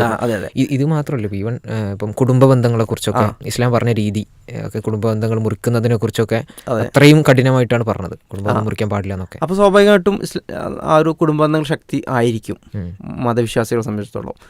നേരെ മറിച്ച് എത്തീസ്റ്റുകളെ സംബന്ധിച്ചിടത്തോളം അത് കുറയാനാണ് സാധ്യത എന്ന് മാത്രമല്ല, അതിപ്പോൾ നമ്മൾ അനലൈസ് ചെയ്ത് നോക്കിയാൽ മനസ്സിലാവുന്ന കാര്യമായിരിക്കും. അത് ഒരുപക്ഷെ ഇവിടുത്തെ സോഷ്യൽ അവർ നിൽക്കുന്നൊരു ഇപ്പോഴത്തെ ഒരു സോഷ്യൽ ഇതിലും ആ രീതിയിലാണ് കാണുന്നത്. ഒരുപക്ഷെ അവർ മാറി നിൽക്കുക എന്നൊക്കെയാണ് കാരണം ഇവിടെയുള്ള ഈ പ്രസന്റ് ആയിട്ടുള്ള എത്തീസ്റ്റുകൾ നോക്കുമ്പോൾ ആ രീതിയിലാണ് കാണാറുള്ളത്. അതൊക്കെ മാറി നിന്നവരൊരു വേറെ. അതെ. അപ്പോൾ ആ നിലക്ക് നോക്കി കഴിഞ്ഞാൽ കുടുംബബന്ധത്തിനുള്ളൊരു ശക്തി തീർച്ചയായിട്ടും മതവിശ്വാസികൾക്കായിരിക്കും കൂടുതലുണ്ടാവുക. കാരണം മതവിശ്വാസത്തിൽ അതിന് നിലനിൽക്കാനുള്ള കുറേ ഘടകങ്ങളുണ്ട്. കുടുംബബന്ധം നിലനിർത്തണം എന്ന് പറയുന്ന കുറേ ഘടകങ്ങൾ അവിടെ ഉണ്ട്. അത് അതേപോലെ എത്തിസ്റ്റുകളെ സംബന്ധിച്ചിടത്തോളം വർക്ക് ചെയ്യൂല. കാരണം അവിടെ പ്രത്യേകിച്ച് അർത്ഥമൊന്നുമില്ല. അപ്പോൾ ആ ഒരു അർത്ഥത്തിൽ കുടുംബബന്ധത്തിനെ അതിപ്പുറത്ത് കുടുംബബന്ധത്തിനെ സ്ട്രോങ് ആയിട്ട് പ്രൊമോട്ട് ചെയ്യുന്നു, അപ്പുറത്ത് കുടുംബബന്ധം നിലനിൽക്കാൻ ആവശ്യമായിട്ടുള്ള പല ഘടകങ്ങളും ഇല്ല എന്നുള്ളതാണ് അതൊരു വിഷയം. പിന്നെ രണ്ടാമത്തെ സാമൂഹിക ബന്ധങ്ങൾ നമ്മൾ പറഞ്ഞു, ആരാധനാ കർമ്മങ്ങളിലൂടെ കിട്ടുക. ഇത് നമ്മൾ വെറുതെ പറയാം, ഞാനിങ്ങനെ വെറുതെ പറയല്ല കേട്ടോ, ഇതൊക്കെ പഠനങ്ങൾ തന്നെ ഉണ്ട്. അതായത് ഈ ആരാധനാ കർമ്മങ്ങൾ ഏത് രീതിയിൽ സാമൂഹിക ബന്ധങ്ങളെ കൂട്ടുന്നു അല്ലെങ്കിൽ അത് സ്ട്രോങ് ആക്കുന്നു എന്നൊക്കെ പറയുന്ന സ്റ്റഡികൾ തന്നെ ഉണ്ട്. അപ്പോൾ ആ ഒരു അർത്ഥത്തിൽ നമുക്ക് ആ ഒരു പോയിൻ്റ് എടുക്കാം. അപ്പോൾ അത് തീർച്ചയായിട്ടും എത്തിസ്റ്റുകളെ സംബന്ധിച്ചിടത്തോളം വളരെ കുറവാണ്, ഇപ്പുറത്ത് മതവിശ്വാസികളെ സംബന്ധിച്ചിടത്തോളം കൂടുതലാണ് ആ ഒരു ഘടകം. അപ്പോൾ അത് സ്വാഭാവികമായിട്ടും മതവിശ്വാസികൾ കൂടുതൽ ഹാപ്പി ആവാൻ, അതായത് ലോങ് ടൈം ഹാപ്പിനെസ് കൂടാൻ ഒരു ഫാക്ടർ കിട്ടിക്കഴിഞ്ഞു. ഇനി രണ്ടാമത്തെ ഒരു ഘടകം നമ്മൾ പർപ്പസ് ആൻഡ് മീനിങ്. ഇത് വളരെ ഇമ്പോർട്ടൻ്റ് ആയിട്ടുള്ള ഘടകം കേട്ടോ. ഒരു ലക്ഷ്യബോധം ഉണ്ടാവുക, ജീവിതത്തിന് ലക്ഷ്യബോധവും അർത്ഥവും ഉണ്ടാവുക എന്നുള്ളത് വളരെ ഇമ്പോർട്ടൻ്റ് ആയിട്ടുള്ള ഘടകമാണ്. എന്തിന്? ലോങ് ടൈം ഹാപ്പിനെസ് ഉണ്ടാവുക. അത് മനുഷ്യന് ദീർഘകാലാടിസ്ഥാനത്തിലുള്ള സന്തോഷം ഉണ്ടാവണമെങ്കിൽ ഏറ്റവും പ്രധാനപ്പെട്ട ഒരു ഘടകമാണ് അവൻ്റെ ജീവിതത്തിന് ഒരു അർത്ഥവും ലക്ഷ്യവും ഉണ്ടാവുക എന്നുള്ളത്. ഇത് ഒന്ന് ആലോചിച്ച് നോക്കിയാൽ മനസ്സിലായി. എത്തീസ്റ്റുകളെ സംബന്ധിച്ചിടത്തോളം അങ്ങനെ സാധനം ഇല്ല, അങ്ങനെ സാധനം യഥാർത്ഥത്തിലില്ല, ഉണ്ടാവേണ്ട ആവശ്യമില്ല. അതായത് എത്തീസ്റ്റുകൾ പറയുന്നത് പോലെയാണെങ്കിൽ അങ്ങനെ സാധനം ഇല്ല. എത്തീസ്റ്റുകൾ പറയുന്ന പോലെ ആണെങ്കിൽ, പ്രപഞ്ചമൊക്കെ ഒരു യാദൃശ്ചികത ആണെങ്കിൽ മനുഷ്യ ജീവിതത്തിന് ഒരു പർപ്പസ് ഇല്ല, അതിൻ്റെ ആവശ്യമില്ല, പിന്നെ ലക്ഷ്യവും ഇല്ല. കാരണം ഒരു ആക്സിഡൻറ്റ് മാത്രമാണ് മനുഷ്യ ജീവിതം എന്ന് പറഞ്ഞാൽ തന്നെ. ഒരു എത്തീസ്റ്റിനെ സംബന്ധിച്ചിടത്തോളം ഒരു ആക്സിഡൻറ്റ് മാത്രമാണ്. അപ്പോൾ അങ്ങനെ ഒരു ആക്സിഡൻറ്റിന് ഒരു പ്രത്യേകിച്ച് ലക്ഷ്യമൊന്നും വേണ്ട. നേരെ കുറച്ച് മതവിശ്വാസിയെ സംബന്ധിച്ചിടത്തോളം അല്ലെങ്കിൽ ഒരു മുസ്ലിമിനെ സംബന്ധിച്ചിടത്തോളം അവന് കൃത്യമായിട്ടുള്ള ലക്ഷ്യമുണ്ട്, അവൻ്റെ ജീവിതത്തിൻ്റെ ഒരു ലക്ഷ്യമുണ്ട്, അതിനൊരു പർപ്പസ് ഉണ്ട്, അതിന് അർത്ഥമുണ്ട്. വെറുതെ അല്ല, ഒന്നും വെറുതെ അല്ല, ഒരു നിമിഷം പോലും വെറുതെ അല്ല. അവനൊരു കാലിൽ മുള്ള് തറക്കുന്നതിന് പോലും കൂലിയുണ്ട്, അതിനൊരു അർത്ഥമുണ്ട്, അതിനൊരു ലക്ഷ്യമുണ്ട്. അതൊരു പ്ലാൻഡ് ആയിട്ടൊരു സംഗതിയാണ്.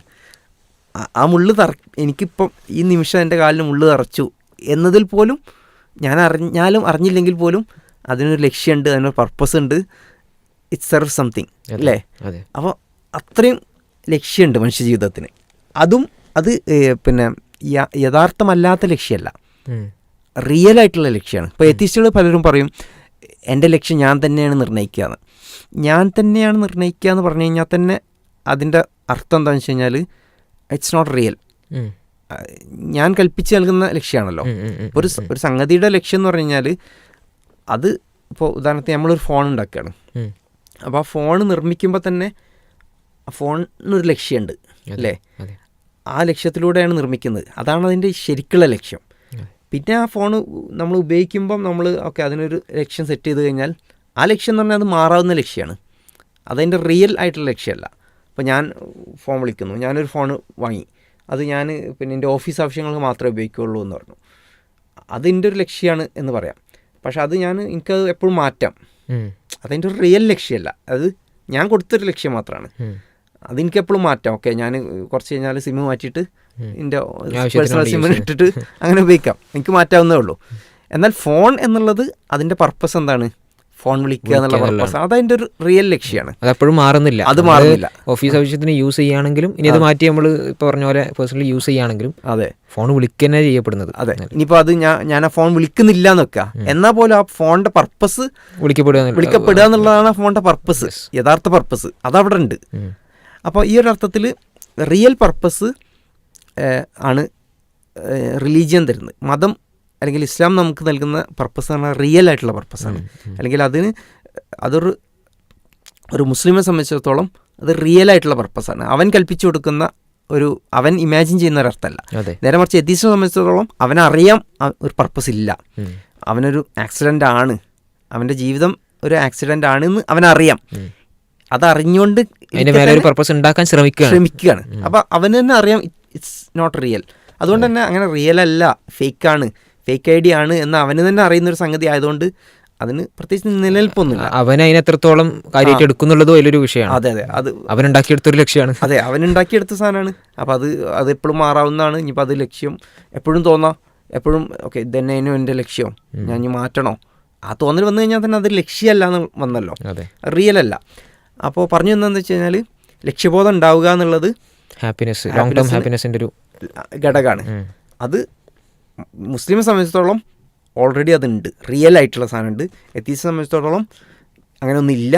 ഉണ്ടാക്കാൻ ശ്രമിച്ചാൽ പോലും അവൻ്റെ ഉള്ളിൽ അവനറിയാം അത് റിയൽ അല്ല, അല്ലെങ്കിൽ അവൻ്റെ കാഴ്ചപ്പാടിൽ നിന്ന് നോക്കിയാൽ അത് റിയൽ അല്ല എന്ന് അവന് തന്നെ അറിയാം. അപ്പോൾ ഈ അർത്ഥത്തിൽ ലക്ഷ്യബോധം നൽകണമെങ്കിൽ അവിടെ മതവിശ്വാസം വേണം. ഇത് നമ്മൾ അതിൻ്റെ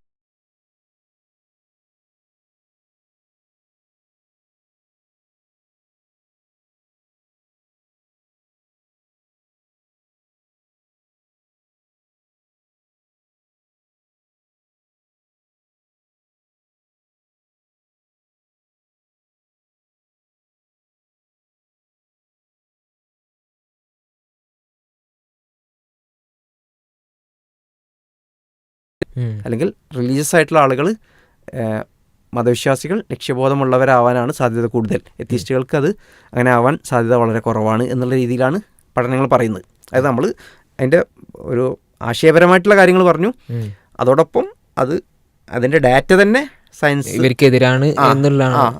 അത് നമ്മൾ പറഞ്ഞ സംഗതി തന്നെ ആക്ച്വൽ ഡാറ്റ തന്നെ എടുത്തിട്ടുണ്ട്. അപ്പോൾ അങ്ങനെ നോക്കിക്കഴിഞ്ഞാലും അവർക്ക് ലക്ഷ്യബോധം എത്തീസ്റ്റുകളെ സംബന്ധിച്ചിടത്തോളം കുറവാണ് എന്നും വിശ്വാസികളെ സംബന്ധിച്ചിടത്തോളം ആ ഒരു ലക്ഷ്യബോധവും meaning and purpose in life അത് കൂടുതൽ അവർ അനുഭവിക്കുന്നു എന്നും പഠനങ്ങളുണ്ട്. അതോടൊപ്പം ഈ ഒരു സംഗതിയാണ് ലോങ് ടൈം ഹാപ്പിനെസ്സിന് വേണ്ട ഒരു ഘടകം, ഒരു ചേരുവ. ദീർഘകാലാടിസ്ഥാനത്ത് സന്തോഷം ഉണ്ടാവണമെങ്കിൽ അതിന് വേണ്ട സുപ്രധാനമായിട്ടുള്ളൊരു ചേരുവയാണ് ഈ പർപ്പസ് എന്നുള്ളത്. ജീവിതത്തിനുള്ള അർത്ഥവും ലക്ഷ്യബോധവും ഉണ്ടാവുക എന്നും നമുക്കറിയാം. അപ്പം ഈ ഘടകം വെച്ച് നോക്കിക്കഴിഞ്ഞാലും അവിടെ എത്തീസം അല്ലെങ്കിൽ ഈ ഒരു രീതിയിലുള്ള ഭൗതികവാദങ്ങൾ മനുഷ്യ ജീവിതത്തിന് സന്തോഷം കുറയ്ക്കുകയാണ് ചെയ്യുക, സന്തോഷം കൂട്ടാനല്ല സഹായിക്കുക.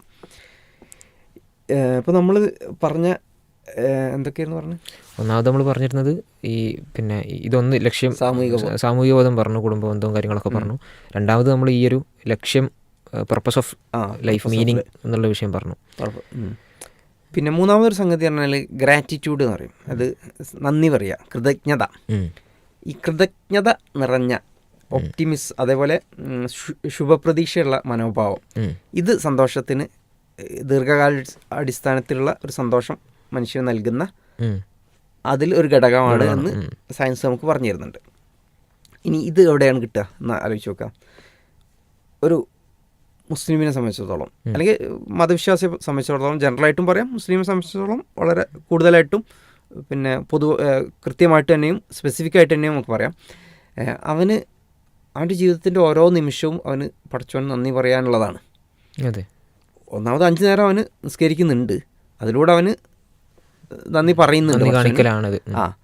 അതോടൊപ്പം അവന് ഓരോ നിമിഷവും ഇത് പറയാനുള്ളൊരു അവസരമുണ്ട്. പിന്നെ അവൻ്റെ ഓരോ കാര്യത്തിനും ദിക്റുകളിലൂടെയും അല്ലെങ്കിൽ ഓരോ ശ്വാസം വിടുമ്പോൾ പോലും അവന് ഇത് പടച്ചവന് നന്ദി പറയാം. എനിക്ക് ശ്വാസം വലിക്കാൻ കഴിയുന്നുണ്ടല്ലോ, ശ്വാസം വിടാൻ കഴിയുന്നുണ്ടല്ലോ, പിന്നെ വെള്ളം കുടിക്കാൻ കഴിയുന്നുണ്ടല്ലോ, ഭക്ഷണം കഴിക്കാൻ കഴിയുന്നുണ്ടല്ലോ, നടക്കാൻ കഴിയുന്നുണ്ടല്ലോ. അങ്ങനെ ഓരോ കാര്യത്തിനും. ഇപ്പോൾ നമ്മൾ പിന്നെ ഈ വളരെ വലിയ ദുരിതങ്ങളൊക്കെ അനുഭവിച്ച ആളുകൾ പോലും ഇപ്പോൾ ഗാസയിലൊക്കെ അവിടെ വംശഹത്യക്ക് വിധേയമായിട്ട് അവർ ദുരിതങ്ങൾ അനുഭവിക്കുമ്പോൾ പോലും അവർ അൽഹംദുലില്ലാ എന്നാണ് പറയുന്നത്. ഇപ്പോൾ നമ്മൾ അതേപോലെ ഈ വയനാട്ടിലൊക്കെ പിന്നെ ആ ഒരു ദുരിതത്തിലൊക്കെ പല ആളുകളെയും കണ്ടു. അതേപോലെ വളരെ എല്ലാം നഷ്ടപ്പെട്ട് നിൽക്കുമ്പോൾ പോലും പടച്ചവനെ നന്ദി പറയാന്നുള്ളൊരു, അത് അവർക്ക് ഒരുപാട് നഷ്ടങ്ങളുണ്ടായി, എന്നാൽ പോലും സ്റ്റിൽ ഐ ഹാവ് സംതിങ് എന്ന് വിചാരിച്ചിട്ട് അതിന് നന്ദി പറയുകയാണ് ചെയ്യുന്നത്. അപ്പോൾ അവരുടെ ആ ഒരു ഗ്രാറ്റിറ്റ്യൂഡ്, പോസിറ്റീവ് മനോഭാവം ഒന്ന് ആലോചിച്ച് നോക്കൂ. ഇത് നൽകാൻ എത്തിയസ്റ്റിന് കഴിയുമോ? ഈ പോസിറ്റീവ് മനോഭാവം പറയുമ്പോൾ എങ്ങനെയാണ് ഒരു എത്തിസ്റ്റിന് ഒപ്റ്റിമിസ്റ്റ് ആയിട്ട് മാറാൻ പറ്റുക എന്നുള്ളൊരു പ്രശ്നമുണ്ടല്ലോ. അതെ അതെ, അത് വലിയൊരു കാര്യമാണ്. കാരണം ഇപ്പോൾ മുസ്ലിമിനെ സംബന്ധിച്ചിടത്തോളം ഓക്കെ, അവന് ഒരു പടച്ചവനിലൊരു വിശ്വാസമുണ്ട്. ആ പടച്ചവൻ എനിക്ക് നല്ലതാണ് തരിക എന്നുള്ളൊരു വിശ്വാസമുണ്ട്. ഇനി ഈവൻ അപ്പറൻ്റ്ലി മോശമായിട്ടുള്ള കാര്യമായാൽ പോലും, വന്നാൽ പോലും, ഒരു പരീക്ഷണം വന്നാൽ പോലും അതിന് പകരമായിട്ട് പടച്ചവൻ പരലോകത്ത് അതിനെ ഞാൻ ക്ഷമിച്ചു കഴിഞ്ഞാൽ എനിക്ക് ബെറ്ററായിട്ട് തരും. അപ്പോൾ അവിടെ അതിനെപ്പോലും ഒരു പോസിറ്റീവായിട്ട് മാറ്റിയെടുക്കാൻ കഴിയും. ആ ഒരു ദുരിതം പോലും അതുപോലും ഓക്കെ, അതിനെ ഒരു പോസിറ്റീവ് മനോഭാവത്തിലൂടെ മാറ്റിയെടുക്കാൻ ഒരു മുസ്ലിമിന് കഴിയും. നേരെ മറിച്ച് എത്തീസിനെ സംബന്ധിച്ചിടത്തോളം അവനിപ്പോൾ ഓക്കെ നാളെ ഇപ്പോൾ നമ്മൾ സ്വാഭാവികമായിട്ടും നമ്മളിപ്പം ആഗ്രഹിക്കുന്ന ചില കാര്യങ്ങളുണ്ടാവും. ഇപ്പോൾ നാളെ ഇങ്ങനെ ആവണം, അതായിരിക്കും നമുക്ക് സന്തോഷം എന്ന് നമ്മൾ വിചാരിക്കുന്ന കാര്യങ്ങളുണ്ടാവും. അല്ലെങ്കിൽ നമ്മൾ ശുഭപ്രതീക്ഷ എന്ന് പറയുമ്പം നമ്മൾ ശുഭം എന്ന് കരുതുന്ന ചില കാര്യങ്ങളുണ്ടാവും. എത്തീസിനെ സംബന്ധിച്ചിടത്തോളം പരലോകത്തേക്കൊന്നുമില്ല, ദുനിയാവിലെ കാര്യം മാത്രമേ നോക്കണ്ട്, അല്ലെങ്കിൽ അവൻ നോക്കുന്നത്. ആ ഒരു കാര്യം ഇപ്പോൾ നമ്മളെ ഒരു എന്താ പറയുക, ഒരു ഗ്രാൻഡ് സ്കീം ഓഫ് തിങ്സിൽ അതിൻ്റെ ഒരു സാധ്യതകൾ എടുത്തു നോക്കി കഴിഞ്ഞാൽ അതിൻ്റെ സാധ്യത 0.00% ആണ്. ഇത് അനന്തമായ സാധ്യതകളുണ്ട്. ഈ പ്രപഞ്ചത്തിലുള്ള ആറ്റങ്ങൾ അനന്തമായ രീതിയിൽ ക്രമീകരിക്കപ്പെടാം നാളെ. അതിൽ വളരെ ചെറിയൊരു സാധ്യതയാണ് ഞാൻ വിചാരിക്കുന്ന രീതിയിൽ കാര്യം നടക്കുക എന്നുള്ളത്. അപ്പോൾ അതിൽ എന്തിൻ്റെ പേരിലാണ് ഒരു അത്യാവശ്യം ശുഭപ്രതീക്ഷ പുലർത്തേണ്ടത്? അത് 99.999% ചാൻസും അവൻ വിചാരിച്ച പോലെ സംഭവിക്കാതിരിക്കാനാണ്. കാരണം അത്രയും അനന്തമായ സാധ്യതകളുണ്ട്. അതിൽ വളരെ നേരമായിട്ടുള്ള സാധ്യതയാണ് അവൻ വിചാരിച്ച സംഗതി തന്നെ നടക്കുക എന്നുള്ളത്. അപ്പോൾ അത് ഒരു നിലക്കും അതിനൊരു അർത്ഥമില്ലല്ലോ, ലോജിക്കില്ലല്ലോ. യുക്തിപരമായിട്ട് നോക്കിയാൽ അതിനൊരു സാധ്യതയില്ല അങ്ങനെ ശുഭപ്രതീക്ഷ വെച്ച് പുലർത്താൻ. ഓക്കെ, അത് ശുഭപ്രതീക്ഷൻ്റെ കാര്യം. ഇനി കൃതജ്ഞതൻ്റെ കാര്യം നോക്കിക്കഴിഞ്ഞാൽ അവനെന്തിന് കൃതജ്ഞത പുലർത്തുക, ആരോടാ കൃതജ്ഞത പുലർത്തുക, ആരോടാണെന്നുള്ളതാണ് പ്രധാനം. നമ്മൾ ഓക്കെ കൃതജ്ഞത എന്ന് പറയുമ്പോൾ ഇപ്പോൾ നമ്മൾ ഫുഡ് കഴിച്ച് കഴിഞ്ഞാൽ അൽഹംദുലില്ലാഹ് പറയണമെന്നുണ്ട്. അതെ, നമുക്ക് അതാ ഞാൻ നേരത്തെ പറഞ്ഞു, നമുക്ക് ഓരോ നിമിഷവും കൃതജ്ഞത പറയാനൊരാളുണ്ട്. ഓരോ കാര്യത്തിനും പറയാം, എന്ത് ചെറിയ കാര്യത്തിനും പോലും പറയാം. പിന്നെ നമ്മളൊന്ന് ശ്വാസം വിട്ടാൽ പോലും. ഇത് ഞാൻ എൻ്റെ ഒരു കൊളീഗിനോട് ഈ വിഷയം ഇങ്ങനെ സംസാരിക്കുന്ന സമയത്ത് കുറേ ഇങ്ങനെ ചർച്ച ഇങ്ങനെ പോയി അവസാനം ആരോടാണ് നമ്മൾ ഇതൊക്കെ കൂടി പറയാം, ഇതേ ഒരു പോയിന്റിലെത്തിയപ്പം ഒന്നും പറയാനില്ല എന്നുള്ളതാണ്. അത് വല്ലാത്തൊരവസ്ഥ ഉണ്ടല്ലോ നമുക്കിപ്പോൾ. അപ്പോൾ ആരോടൊപ്പം നമ്മൾ ഇപ്പോൾ പ്രാർത്ഥിക്കുകയാണെങ്കിലും അല്ലെങ്കിൽ എന്തെങ്കിലും പറയാനുണ്ടെങ്കിലും വേദന പറയുകയാണെങ്കിലും ഒക്കെ ആരോടാണ് പറയാനുള്ളത്, അല്ല ആരെയാണ് നമ്മൾ പിന്നെ ഈ പറഞ്ഞ സ്തുതിക്കേണ്ടത് എന്നുള്ളൊരു സാധനം ഇല്ല. അതൊരു വല്ലാത്ത നിസ്സഹായാവസ്ഥയാണ്. അതെ, അപ്പോൾ ഈ കൃതജ്ഞത പ്രകടിപ്പിക്കാൻ ഒരാളില്ല. അപ്പോൾ അവൻ്റെ ജീവിതത്തിൽ പലതും സംഭവിക്കും, ഹാപ്പി ആയിട്ടുള്ള കാര്യങ്ങൾ സംഭവിക്കും. പക്ഷെ അവന് ഇത് ആരോട് പറയാനാ? അപ്പോൾ അവന് പിന്നെ ഒരു ലോട്ടറി അടിച്ചു നിൽക്കുക, അവൻ ആരോടാ നന്ദി പറയാ? ആരോട് പറയാനാ? ഇത് റാൻഡമായിട്ട് വന്നൊരു ആക്സിഡൻ്റ് ആണ്. അതെ, അപ്പോൾ ആരോട് പറയാൻ നന്ദി? ആരോട് പറയാനില്ല. അപ്പോൾ അങ്ങനെ പറയാനില്ല. ഇനിയിപ്പോൾ പറയാനുള്ളതെന്ന് വെച്ച് കഴിഞ്ഞാൽ വേറൊരു മനുഷ്യൻ നേർക്കുനേരെ വന്ന് നമുക്കൊരു ഉപകാരം ചെയ്തു തന്നാൽ അപ്പോൾ നന്ദി പറയാൻ പറ്റിയായിരിക്കും. പക്ഷെ ഇനി അപ്പോൾ പോലും കുറച്ചും കൂടി ഡീപ്പായിട്ട് നമ്മൾ നോക്കിക്കഴിഞ്ഞാൽ നന്ദി പറയാനൊന്നുമില്ല. കാരണം ഈ മനുഷ്യൻ എന്ന് പറഞ്ഞു കഴിഞ്ഞാൽ കുറേ ആറ്റങ്ങളുടെ ഒരു ക്രമീകരണമാണ്. ആ ഒരു ക്രമീകരണം അവനവൻ തന്നെ ഒരു ആക്സിഡൻ്റ് ആണ്, മറ്റവനും ഒരു ആക്സിഡൻ്റ് ആണ്. അവൻ ഒരു ആക്സിഡൻ്റ് ആയിട്ട്, അതായത് ഒരു യാദൃശ്ചികമായിട്ട് ആ ആറ്റങ്ങളുടെ ക്രമീകരണം ഒരു പ്രത്യേക രൂപത്തിൽ പ്രവർത്തിച്ചപ്പോൾ എനിക്ക് ഇന്ന സാധനം കിട്ടി. അതായത് അയാളൊരു വെള്ളം ഒഴിച്ച് തന്നു, എനിക്ക് കുടിക്കാൻ ലേശം വെള്ളം തന്നു നിൽക്കുക. അപ്പോൾ അതിനൊരു യുക്തിവാദി മനസ്സിലാക്കുന്ന രീതിയിൽ മനസ്സിലാക്കിയ എന്താണ്, കുറേ ആറ്റങ്ങളുടെ ക്രമീകരണം ഒരു പ്രത്യേക രൂപത്തിൽ യാദൃശ്ചികമായിട്ട് ക്രമീകരിക്കപ്പെട്ടപ്പോൾ എനിക്ക് കുറച്ച് വെള്ളം കിട്ടി. എന്തിനാണ് പിന്നെ നമ്മൾ നന്ദി പറയേണ്ട ആവശ്യം? എന്ത് നന്ദി പറയാൻ? ആരോട് പറയാം? അയാൾക്കിത് ഫ്രീ ആയിട്ട് ചൂസ് ചെയ്യാൻ, അയാൾക്കിത് തിരഞ്ഞെടുക്കാനുള്ള കഴിവുണ്ടോ? ഇല്ല. കാരണം അത് കുറേ പിന്നെ ഫിസിക്സിൻ്റെയും കെമിസ്ട്രീൻ്റെയും നിയമങ്ങൾ വെച്ചിട്ട് അങ്ങനെ വരുന്നൊരു സാധനമല്ലേ. അതായത് യാദൃശ്ചികമായിട്ട് ആറ്റങ്ങൾ പ്രത്യേക രീതിയിൽ ക്രമീകരിക്കപ്പെട്ടു. അപ്പം ഈവൻ അയാൾ നമ്മൾ തീരുമാനിച്ചു എന്ന് പറയാം. ഒരു ഏത്തിസ്റ്റിൻ്റെ ഭൗതികവാദിൻ്റെ വീക്ഷണത്തിൽ നോക്കി കഴിഞ്ഞാൽ അയാളുടെ തീരുമാനം പോലും എന്താണ്, അത് അയാളുടെ തലയിലുള്ള കുറേ ആറ്റങ്ങൾ ഒരു പ്രത്യേക രൂപത്തിൽ യാദൃശ്ചികമായി ക്രമീകരിക്കപ്പെട്ടതുകൊണ്ട് അങ്ങനെ ഒരു തീരുമാനം വന്നു. അതിലപ്പുറം എന്താ പറയാൻ കഴിയുക? അതിലപ്പുറം അയാൾക്ക് ഫ്രീ ആയിട്ട് തിരഞ്ഞെടുത്തു, അയാൾ സ്വതന്ത്രമായിട്ട് തിരഞ്ഞെടുത്തു എന്ന് പറയാൻ കഴിയുമോ? പറ്റില്ല. കാരണം അത് സ്വതന്ത്രമായിട്ട് തിരഞ്ഞെടുത്തു എന്ന് പറയണമെങ്കിൽ എന്ത് പറയണം, അയാളുടെ ശരീരത്തിലുള്ള പിന്നെ ഈ തന്മാത്രകൾ ഫിസിക്സിൻ്റെ നിയമം പാലിക്കുന്നില്ല എന്ന് പറയും. അങ്ങനെ പറയേണ്ടി വരും. കാരണം ഫിസിക്സിൻ്റെ നിയമം പാലിക്കുന്നുണ്ടെങ്കിൽ എന്താണ്, അതിനൊറ്റ റിസൾട്ടേ കിട്ടുള്ളൂ അല്ലേ. അപ്പോൾ നമ്മൾ വെള്ളം തിളപ്പിച്ചാൽ 100 ഡിഗ്രി വെള്ളം തിളപ്പിച്ചാൽ വെള്ളം ഇങ്ങനെ ആലോചിക്കൂലല്ലോ, ഞാൻ തിളക്കണോ വേണ്ട ആലോചന ഇല്ല.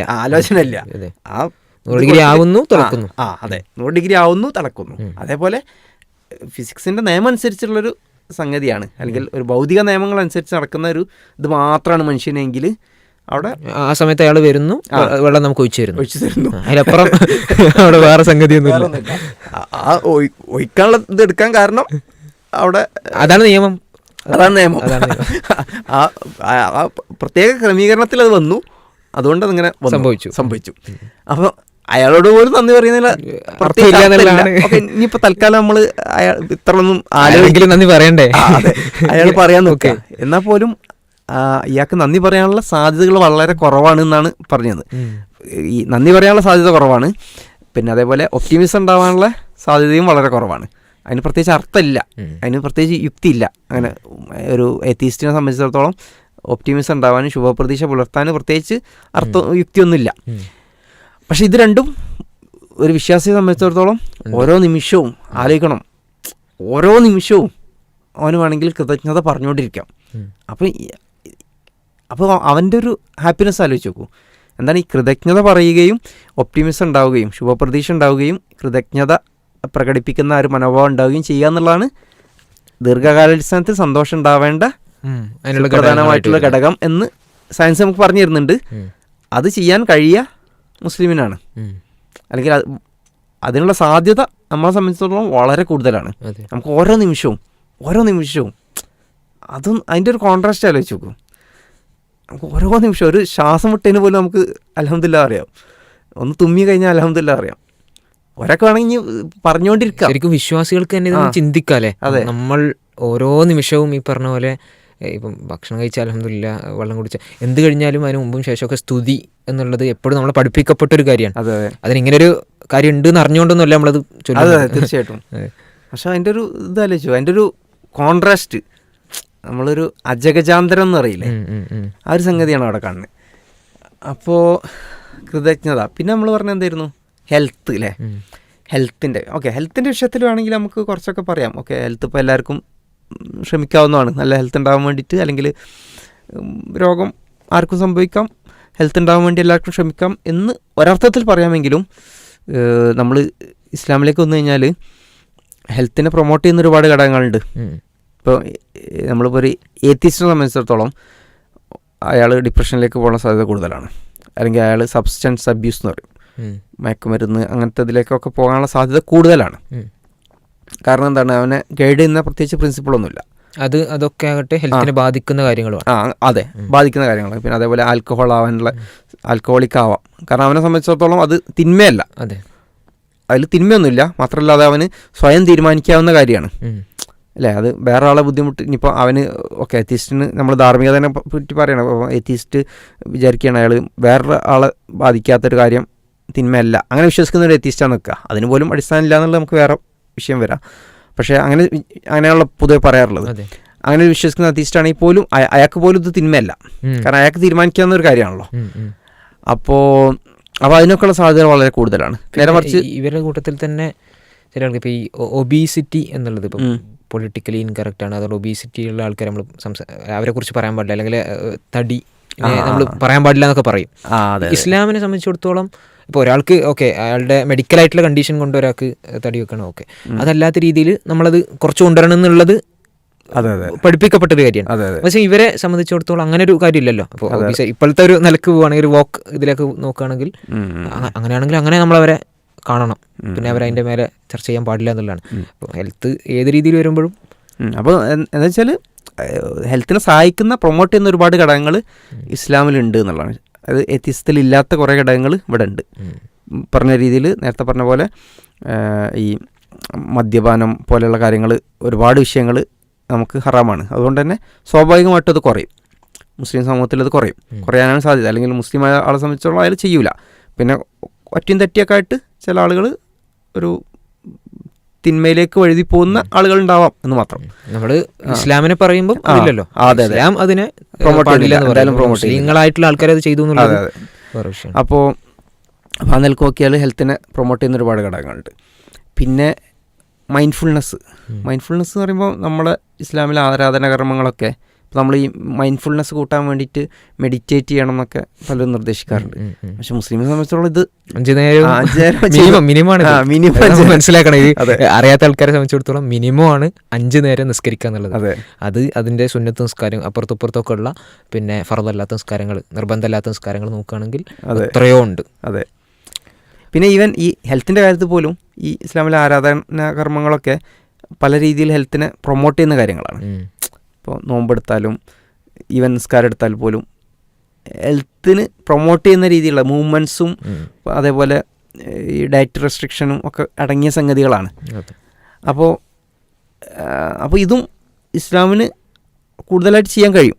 പിന്നെ ഇതിൽ നമ്മൾ ഓക്കെ ഈ വിഷയത്തിൽ നമ്മൾ മറ്റേ വിഷയത്തിൽ ഇപ്പോൾ പറഞ്ഞ പോലെ അത്യസ്റ്റുകൾക്ക് ഒന്നും ചെയ്യാൻ കഴിയില്ല. പക്ഷേ അവർക്ക് കുറച്ചുകൂടി ചെയ്യാൻ കഴിഞ്ഞേക്കാം.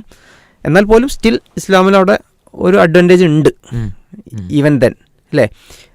മൈൻഡ്ഫുൾനെസ്സിൽ എന്തായാലും അഡ്വാൻറ്റേജ് ഉണ്ട്. അതിന് ഇസ്ലാം നമ്മൾ 5 നേരവും ഒരു മെഡിറ്റേഷൻ രീതിയിൽ അവിടെ ഓൾറെഡി നമ്മൾ ചെയ്തുകൊണ്ടിരിക്കുന്ന സംഗതിയാണ്. ഇവർക്കത് പ്രത്യേകം പഠിച്ച് ചെയ്യണം, ഇതൊക്കെ മനസ്സിലാക്കി. അപ്പോൾ അതിനൊക്കെയുള്ള സാധ്യത വളരെ കുറവല്ലേ. ലോങ് ടൈം ഹാപ്പിനെസ് നൽകാനുള്ള ഘടകങ്ങൾ ഇസ്ലാമിലാണ് ഉള്ളത് എന്ന് പറഞ്ഞു. എത്തിസ്റ്റിൽ ഇല്ല, അല്ലെങ്കിൽ കുറവാണ്. അല്ലെങ്കിൽ ഇസ്ലാമിൽ കൂടുതലായിട്ടുണ്ട്, എത്തിസ്റ്റിൽ വളരെ കുറവാണ്.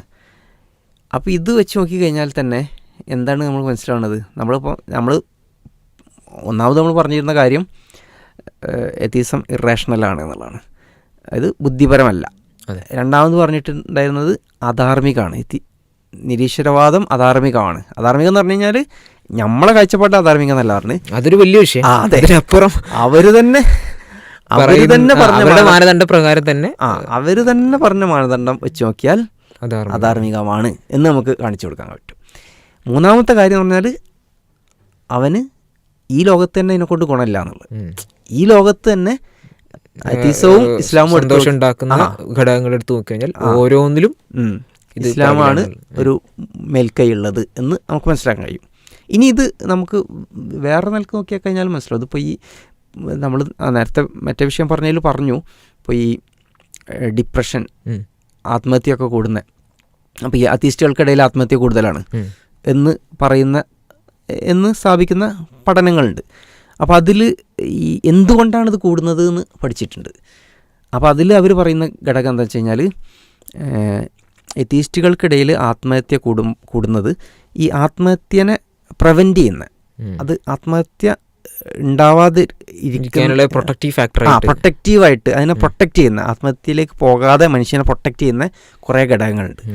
ആ ഘടകങ്ങൾ മതവിശ്വാസത്തിലാണ് കൂടുതൽ. അപ്പോൾ അതിൽ പറയുന്നത് ഒന്ന് ഡിപ്രഷൻ. അപ്പോൾ മതവിശ്വാസം ആ ഡിപ്രഷനെ ഓവർകം ചെയ്യാൻ മനുഷ്യനെ സഹായിക്കുന്നു.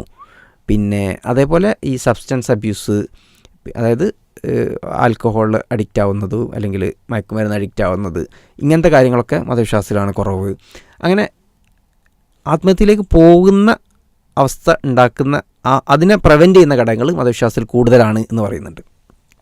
യഥാർത്ഥത്തിൽ നമ്മൾ നേരത്തെ പറഞ്ഞ വിഷയമായിട്ട് ചേർന്ന് നിൽക്കുന്ന സംഗതി തന്നെയാണ്. കാരണം ഈ ഡിപ്രഷൻ എന്ന് പറഞ്ഞു കഴിഞ്ഞാൽ തന്നെ ലോങ് ടൈം ഹാപ്പിനെസ്സിൻ്റെ നേരെ ഓപ്പോസിറ്റ് നിൽക്കുന്ന സംഗതിയാണല്ലോ. അത് എത്തീസ്റ്റുകൾക്കിടയിൽ കൂടുതലാണ്, അല്ലെങ്കിൽ പിന്നെ ഈ ആത്മഹത്യ കൂടുതലാണ് എന്നൊക്കെ നമുക്ക് മനസ്സിലാക്കാൻ കഴിയും.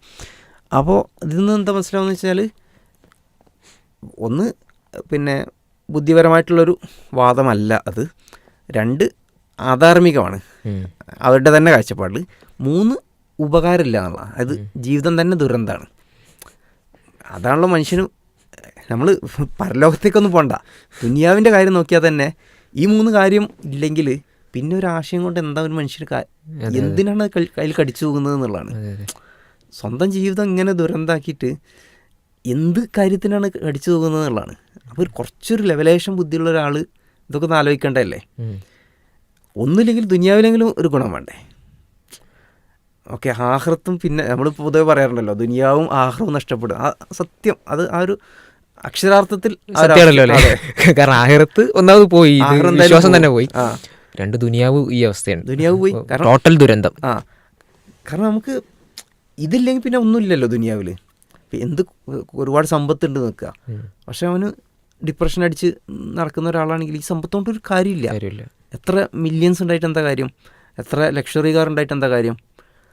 അപ്പം ഇത് കൺമുന്നിൽ കാണുന്നൊരു കാര്യമാണ്. അത് ഇത് നമ്മുടെ ഊഹം പറയല്ല, നമ്മൾ കൃത്യമായിട്ട് ഡാറ്റ ഉള്ള സാധനമാണ്. ഡാറ്റ ഉള്ള സാധനമാണ്. ആ ഡാറ്റ തന്നെ നമുക്ക് അതെങ്ങനെ വരുന്നു, ഓരോ ഘടകങ്ങളും എങ്ങനെ വർക്ക് ചെയ്യുന്നു എന്ന് നമ്മൾ കാണിച്ചു തന്നു, എന്ന് നമ്മൾ പറഞ്ഞു. ഇതൊക്കെ നമ്മൾ അല്ലേ വളരെ കൃത്യമായിട്ട് ലോങ് ടൈം ഹാപ്പിനെസ് ഉണ്ടാകുന്ന ഘടകങ്ങൾ എന്തൊക്കെയാണ്, ആ ഘടകങ്ങളെ ഇസ്ലാം എങ്ങനെ പ്രൊമോട്ട് ചെയ്യുന്നു, അതിനെ